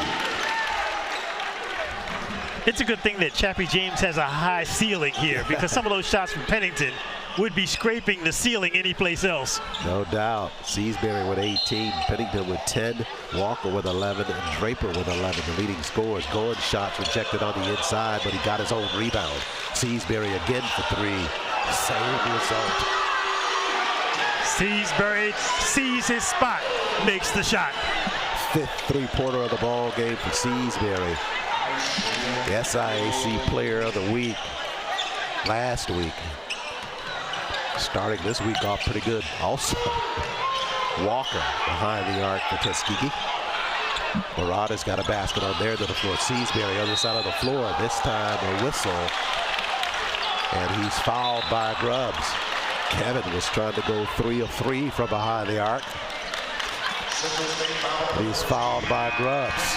We talked about it at the beginning of the contest, Charles. Seasbury makes these 3 free throws. We're all of a sudden back up to a 19-point lead. Look at the form on the jumper on the previous shot. Seasbury from the corner that time to knock down the 3 to give the Golden Tigers a 60-44 lead. We'll take a break here on GTSN. Staying up to date on all recommended vaccines is one of the safest preventive care measures available to protect you and your family from disease. Many children and adults that delayed vaccination during the pandemic are still behind schedule. It is crucial that we take steps to get everyone back on track with their routine immunizations. Tuskegee fans, let's all do our part to get back on track. Protect yourself and others by making sure you are up to date on all recommended vaccines, including respiratory virus vaccines. Don't wait. Vaccinate. For more information, visit alabamapublichealth.gov/IMM. Hello, this is Lana Bartley, the winningest women's basketball coach in HBCU history. And this is the Golden Tigers Sport. Shooting the lights out from behind the arc. 12 of 21 shooting from behind the arc at 57%. 21 of 49 from the floor at 43. Numbers that really will put you in that column of the lead almost every day of the week. It's quite a jump from only shooting 33% in the first half. Must have calmed down in the locker room at halftime, looked at some tape or some form, and they've come out shooting much better. Well, now, these 3 free throws will be huge to take this game up to 19. Good call, but it's to your point, and you made the point about they seem to have gotten into an offensive rhythm where they're getting the players in the space that they need. They're comfortable shooting the shots. And that made all the difference. They did not have that in the first half. You know, sometimes you think about the energy of youth, Charles, that they just come out maybe a little bit too hyped. Sometimes it takes them a whole half of basketball just to calm down, get some of those early energy jitters out, and then settle down, let the game come to you, play your run. Seasbury hit all 3 of the free throws there as he was fouled on the 3-point shot opportunity there. He hit 3 back-to-back field goals, and he was fouled on that 4th attempt. Tuskegee with backcourt pressure. Seasbury now with 21 points in the ball game.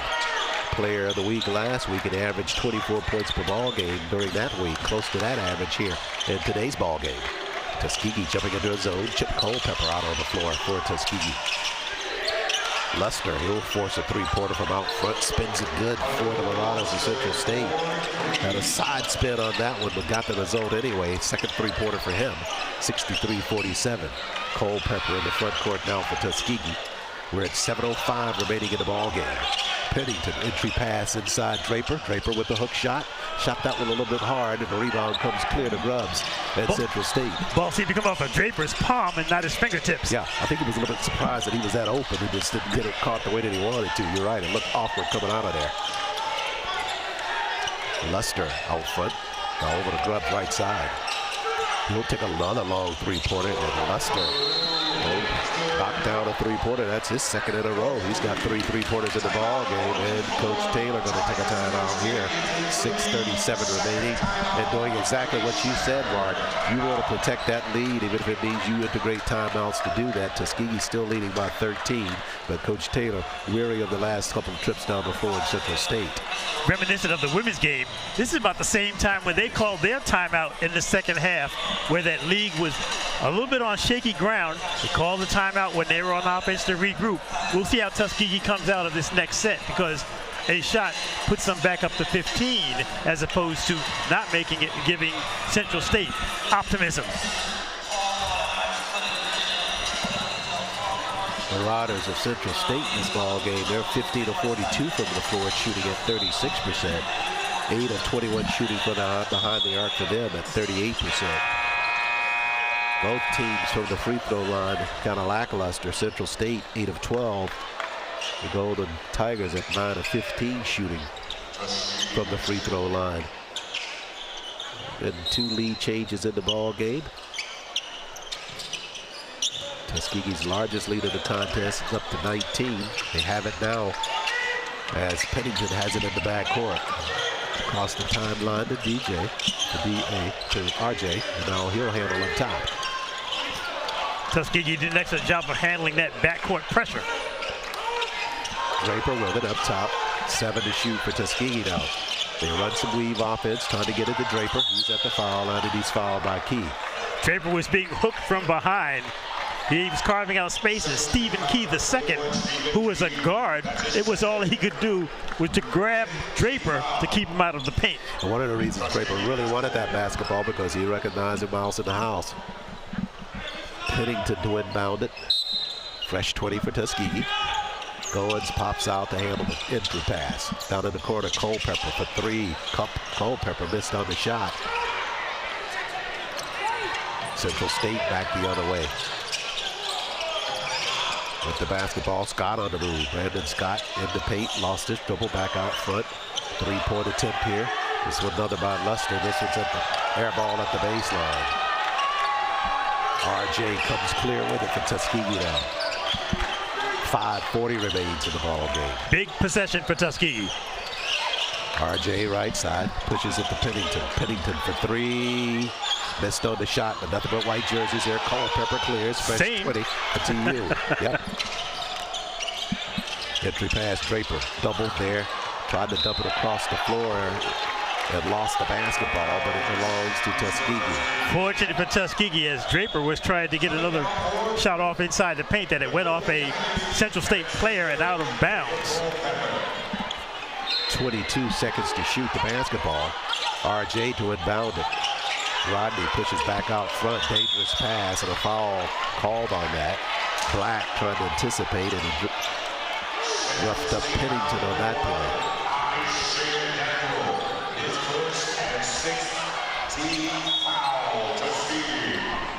5:20 remains in the ball game. Walker with it out front.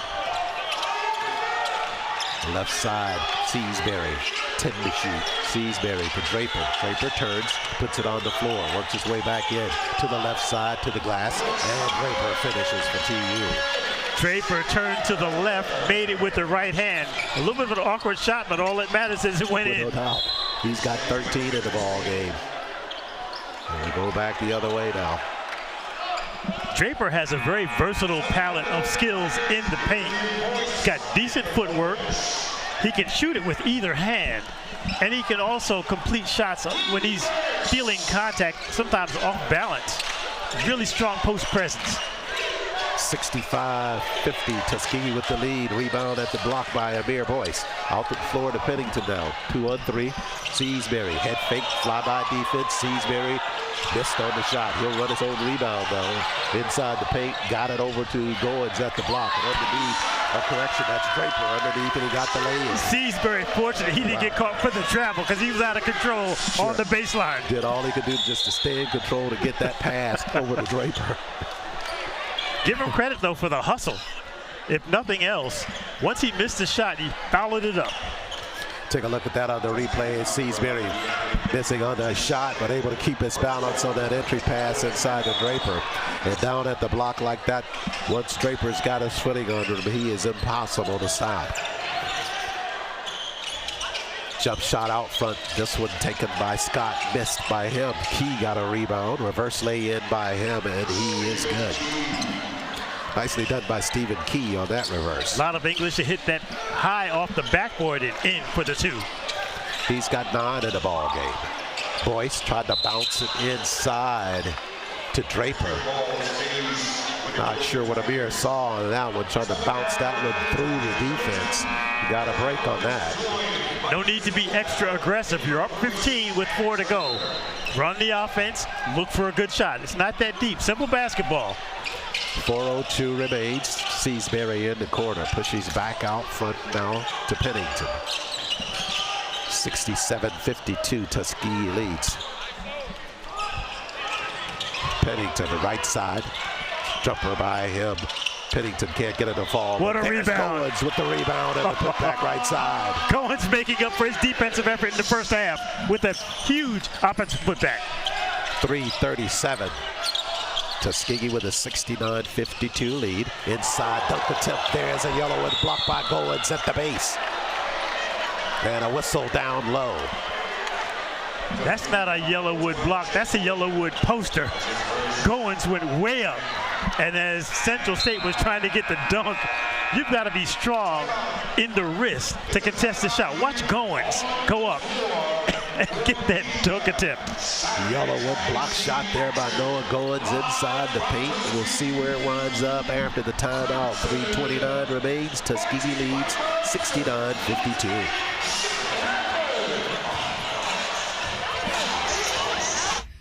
Yep, I'm gonna get the lights back on. Yeah, my power went out and I have to start level 14 all over again in our game. Yeah, why didn't mine go out? Well, we have this technology that can stop an outage in its tracks. Why? So less people will be affected during the outage. Why? So you can make it to level 15. Come on, Brian. Let's go to your house and keep playing. Good luck, guys.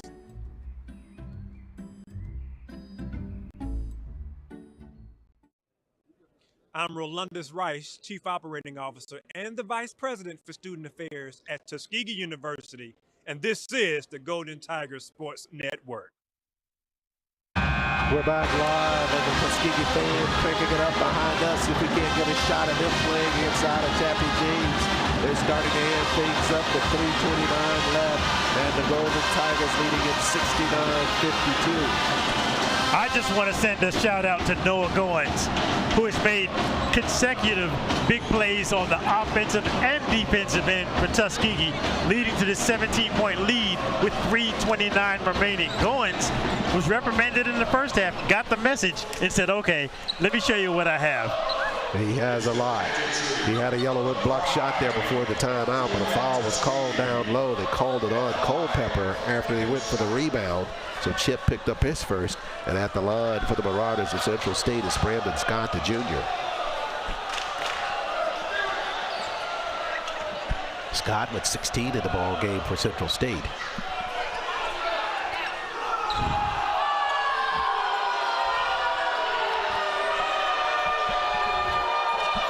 Scott's good on the first.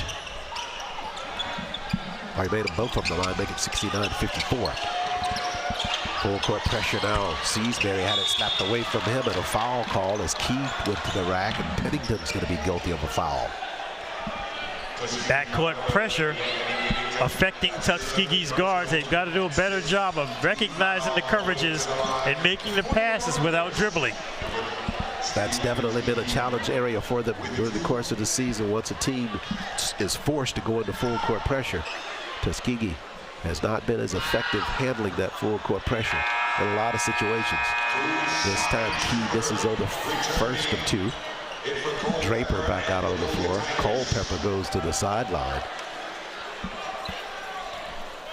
Gets a couple of words from Coach Benji Taylor. Key for the second.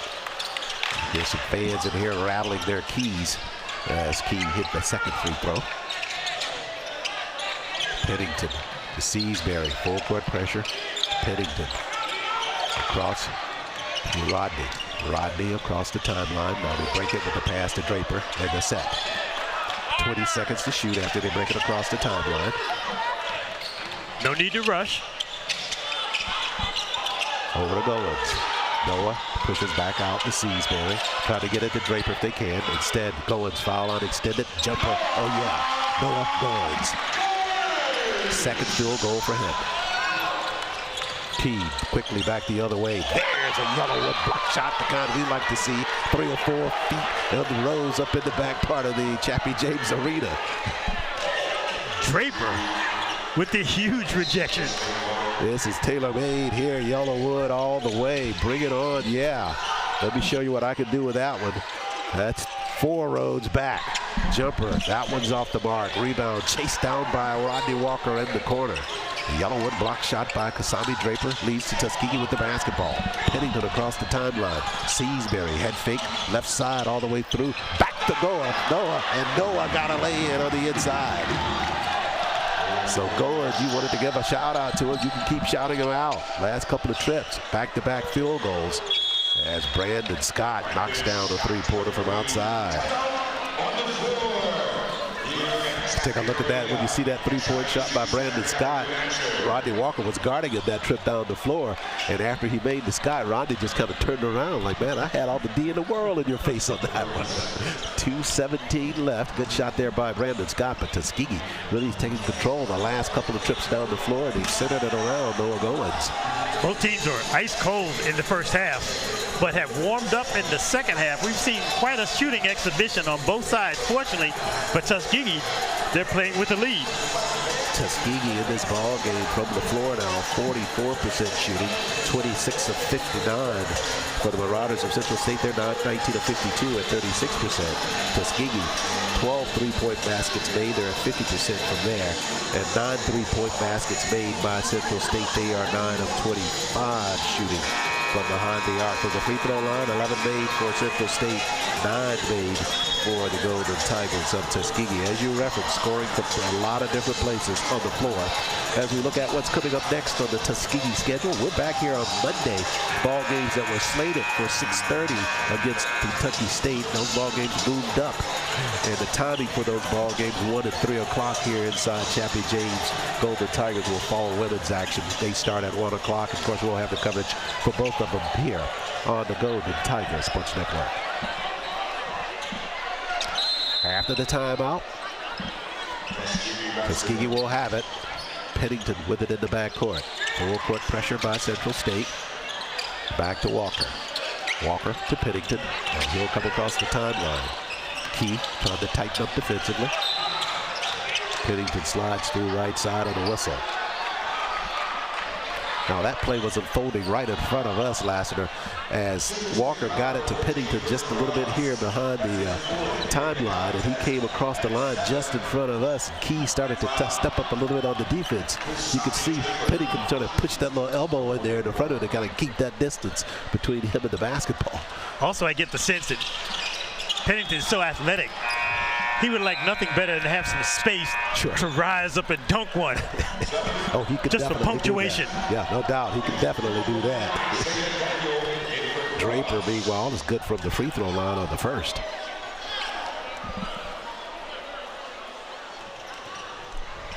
Draper started this ball game out slow. I think he had maybe 3 points at intermission, but really came on with a solid, strong second half for the Golden Tigers of Tuskegee. Got 17 now in the ball game. Rebounds, he's at 4 rebounds. Basketball loose and taken away by Tuskegee in a half-court set. Here comes Seasbury. Kevin, lead behind Noah. Noah underneath the defense, missed on the shot. Draper tried to follow with the layup, he missed. And Brandon Scott with it now for Central State with 1:42 left. Scott to the rack. Seasbury just raffled that basketball away from him and got it, cuffed it and clawed it, but I think they're good for a foul. Yeah, that's Seasbury's third personal. Hope you'll spend part of your MLK holiday with us on Monday. And we'll integrate some of the celebration into our coverage here as Tuskegee will host Kentucky State University. As Brandon Scott so that first free throw. I think we unveiled this maybe last basketball season, Mark, that we were wondering if Dr. King had ever had a speaking engagement at Tuskegee University. And went back into the annals and found out that he did have a speaking engagement. Great stuff. Yeah. Scott's good on both from the line. Man, with just so much, not only regional impact and national impact, but just worldwide impact. So in terms of philosophy and just common decency,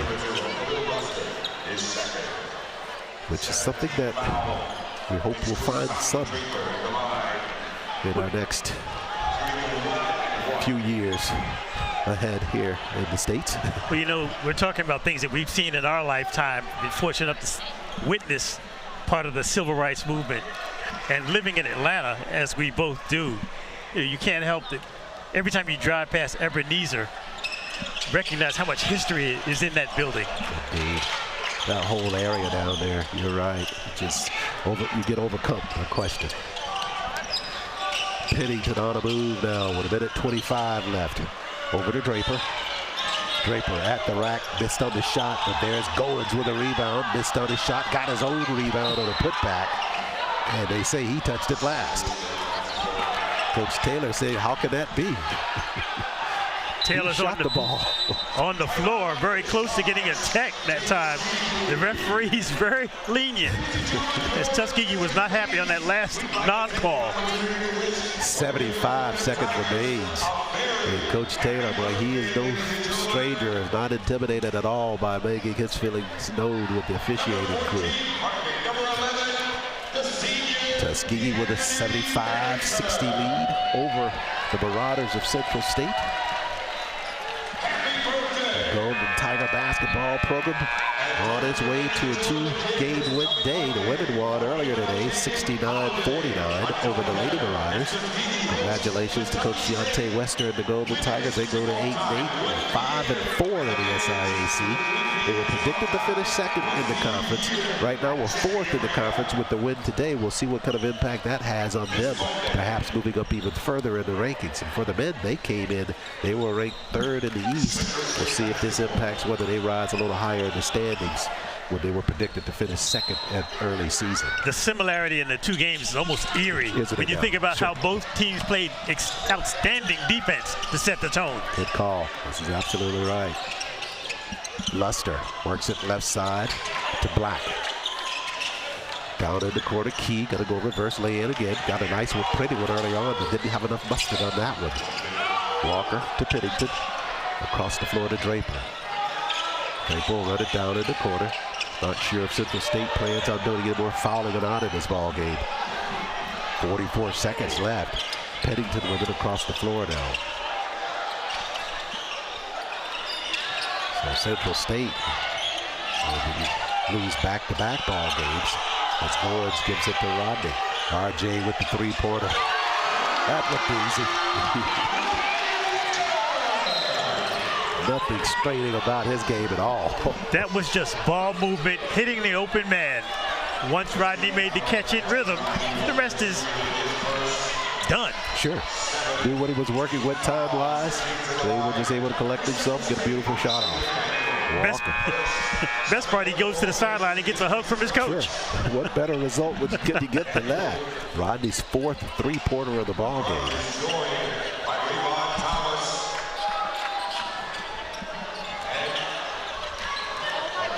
The foul was called, and they called the foul. I think they called it on Rodney. Yeah, so that might have been part of the reason for the hug there. Just to explain, they could do without that one.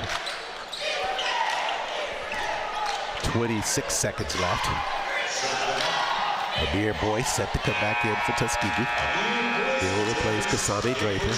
And Draper, a nice hand from Coach Benchy Taylor for some job well done as he worked his way from that first half performance with just 3 at the break and finishes that second half strong for Tuskegee. Draper finished with 17 in the ball game for TU. 4 rebounds in the ball game. Had a double-double in the last time out. Got 17 points in this one. Down in the corner, Seasbury. Tuskegee does not have to take another shot. Empty pass to Noah. Back out to Pennington. Nice patience by Tuskegee. Hold the ball and go home. No sense risking any kind of injury here. 78-61, Tuskegee. Kind of a workman-like fashion win this afternoon over the Marauders of Central State. And they started their offense, planted firmly behind their defense. I think the men's team arrived early and watched the women's team. See, that's how you do it. Exactly. And so the women, they've got to be thinking, you know what? You all just copied us. Both teams. You get nothing special. You just emulated us, right? And 2 wire-to-wire wins, Charles. Tuskegee only allowed Central State to lead for maybe a half minute the entire ball game. They went up by 15 at the half and never looked back. Yeah, strong performance by the Golden Tigers in this win over the Marauders of Central State. So Central State will fall to 7-10 and 4-6 in conference play. And the Golden Tigers inch up 6, 7, and 8 overall and 5-4 in the SIAC with the win this afternoon.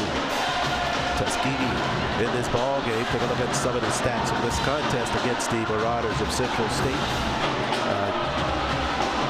Trying to get head coach Benchy Taylor over here in just a minute and talk to us a little bit about the ball game. Look at some of the numbers for the Golden Tigers of Tuskegee. Finishing from the floor, 27 of 63. Waiting to get Coach Taylor over here. We'll take a look at some of these stats when he comes up from the sideline as the Golden Tigers win it 78-61. Take a look at some of the numbers on the screen. We'll talk more with him with Coach Taylor when he joins us, but right now,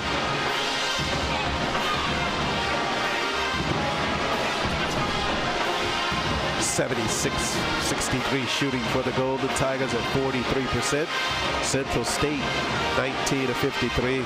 We'll take a break here. Try to see if we can get the band to down just a little bit before we talk to head coach Benchy Taylor. Stay with us on the Alabama Department of Public Health post-game show. More from Chappie James after this timeout. Hey, are you fixing the power? Yep, I'm gonna get the lights back on. Yeah, my power went out and I have to start level 14 all over again in our game. Yeah, why didn't mine go out? Well, we have this technology that can stop an outage in its tracks. Why? So less people will be affected during the outage. Why? So you can make the level 15? Come on, Brian. Let's go to your house and keep playing. Good luck, guys.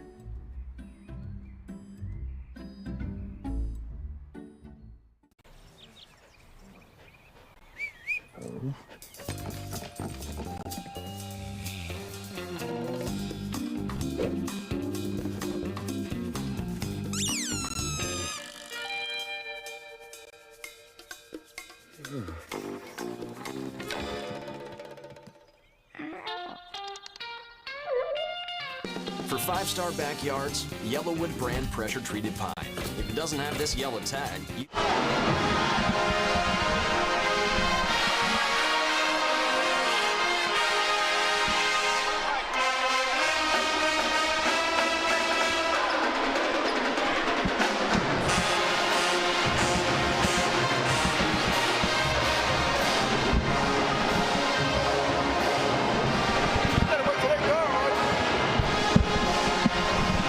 Back live inside of a live Chappie James Arena. The pep band for Tuskegee just gearing it up after the Golden Tigers winning 78-61 over the Marauders of Central State. Getting a word from head coach Benji Taylor.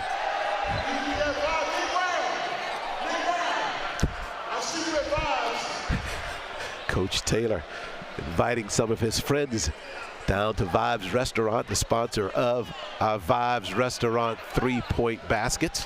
And we had a lot of those for the Golden Tigers this evening here. And Coach Taylor joins us now.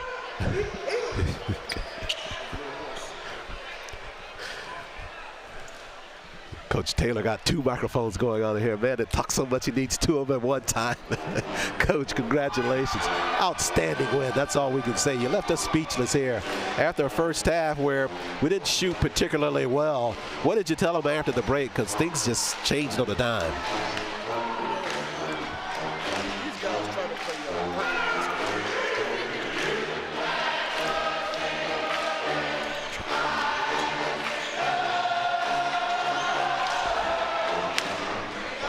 Sorry, Coach. Here we go. Got you there, brother. Can you hear me now? Yeah, we got you. Oh, yeah. They're not ready in the studio. They're not ready. We got you. We're ready. We got you on camera up here, too. Yeah, we had a really good week of practice. Much needed week of practice. We played really bad in here, and I apologize to everybody for our effort this past weekend. But Lemoyne's a good team, but we knew we needed to bounce back against a very good Central State team that's had a lot of close games. A lot of parity in this league. If you don't play well that particular night, you're going to lose. We know that there was just a remarkable similarity between the way you all approached this ball game and the Golden Tigers on the women's side did the same thing. Our offense seemingly was predicated on the quality of our defense. No question about it. And we're a defensive-minded team. That's what I strive on. But you got to score baskets. We held our last game. We held the teams in the mid-60s and we're not winning. That's disappointing. We got to take shots. We got to make shots. And I thought today the guys were very offensive-minded and opened up everything on the inside. And KD had a death in his family. He hadn't practiced. He didn't practice Thursday or Friday. He found out last Friday.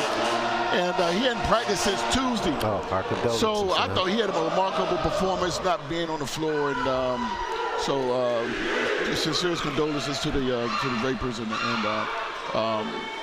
I thought he played an outstanding game and not have touched the basketball since Tuesday. Yeah, indeed. It's just so many weapons that we had from the perimeter with Kevin, RJ, Pennington, and then when you had to go back onto the inside with Noah really rising to the occasion this afternoon as well. Yeah, no, I was happy for Noah. The last 2 games we had 2 points off the bench. This day we had 11. We got to figure out a way to get some more guys in the game a little bit longer with the rest of these guys, but we're a work in progress, and we gotta build on this and be consistently aggressive. Sometimes I think we get a little tentative, we turn it over, and everybody's trying to make a perfect play instead of making the right play. Made a lot of good plays in this ball game. Defense, really the key to that. It really gives you some momentum going into this Monday affair with the Thoroughbreds of Kentucky State on a holiday. They're playing really well. Kentucky State's playing really well. They threw in some shots, man, that just blew my mind today, especially number 0. And then we gotta do better a little bit personnel and closeouts and stuff, but we'll get better. We're just glad to get this one out the way and move on to the next tough opponent. And Kentucky State's really good, and we beat them at their place, and I'm sure they'll come in here and ready to get some revenge. broke a 2-game losing streak with the win this afternoon. One of those, that overtime loss early on. And obviously, those 2 ball games could have gone either way. But you take them as they come, and as you say, it's Monday's always the start of another week. You start this one with the win on a Saturday. Charles, you sure know how to bring a brother down. Goodness gracious. You kicked me in my gut with that one, but that you're true. You're correct. Just don't kick me so hard. No, we just, the Edward Waters is a very good team as well, and you said the same thing about LeMoyne. We lost. LeMoyne had a lot of close games that they lost, but they went a bit Spring Hill after they beat us. I mean, you got to play well every night. We missed 12 free throws against LeMoyne. Against Edward Waters and lost in overtime. Sure. And but we're right there. We're competing with everyone in this league. We just got to figure out a way to sustain it. And I thought tonight when we had to lead all throughout the night, we kept moving it forward. We kept executing. We kept getting the right shot even if we didn't make it. What did we shoot from the floor tonight? From the floor we shot 53% in the second half and 54 from 3. Yep. Yeah, that's pretty good stuff. Yeah, shot 43% from the floor overall. Yeah, that's a little low because the first half was so bad. First half, 8. So I like where we're at defensively, and we didn't rebound it well tonight. And that's something we're going to have to improve on. I think moving Tyshawn Boyce to the starting lineup has really helped us. I thought he got a little tired tonight. So probably the most minutes he's logged all season. He had 9 rebounds, though. Sure. So that's what we need from him. We need him laying on the big guys. We don't need KD laying on the big guys all night. So, and got some offensive performance from him as well. So, if you had to push out a ball player to game, give the ball game to a player, who would you call for tonight? I know you had several people tonight. Let me look at this. I'm going to give it to Kevin. 24 points, 7 assists, only 1 turnover. Yeah. I think RJ's getting better every night out.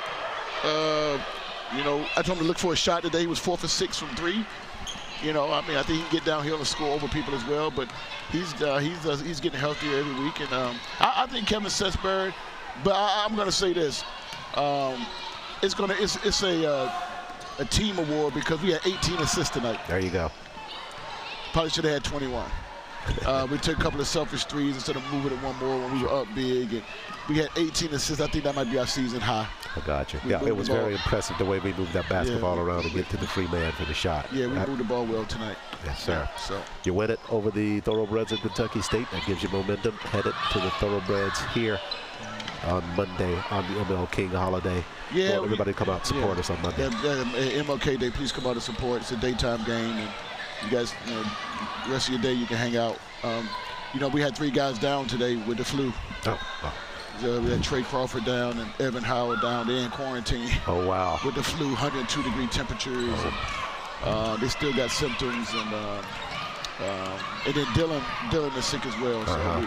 So we got 3 forwards that were down. So it was all hands on deck. And but we had a good week of practice. Yeah. That's the key to it. Yeah. Well, your announcers down too. I can hear it. Yeah. Matter of fact, back up a little bit. back up. All right, Coach. Congratulations on the win. We'll see you right back here at Chappie James. Hey, what's the score in the Chiefs game? I don't know. We'll have to check that one off air, Coach. I know you're a Chiefs fan. Willie Streeter, we're on our way, baby. Okay. Vibes Restaurant after the win. Congratulations, Coach. Thank you. Golden Tigers win it 78-61 over the Marauders of Central State in men's action, and the women win it earlier tonight 64-49 over the Marauders of Central State. That'll do it for our coverage here from Chappie James Arena. Remember now, we're back here on Monday for women and men's action against Kentucky State. 1 and 3 o'clock start for those ball games here on the Golden Tiger Sports Network. On behalf of broadcast partner Mark Lassiter and all of us involved here at that production here at court level, Charles Ward saying thanks so much for joining us for our coverage this afternoon. We'll see you back here on Monday for more basketball on GTSN.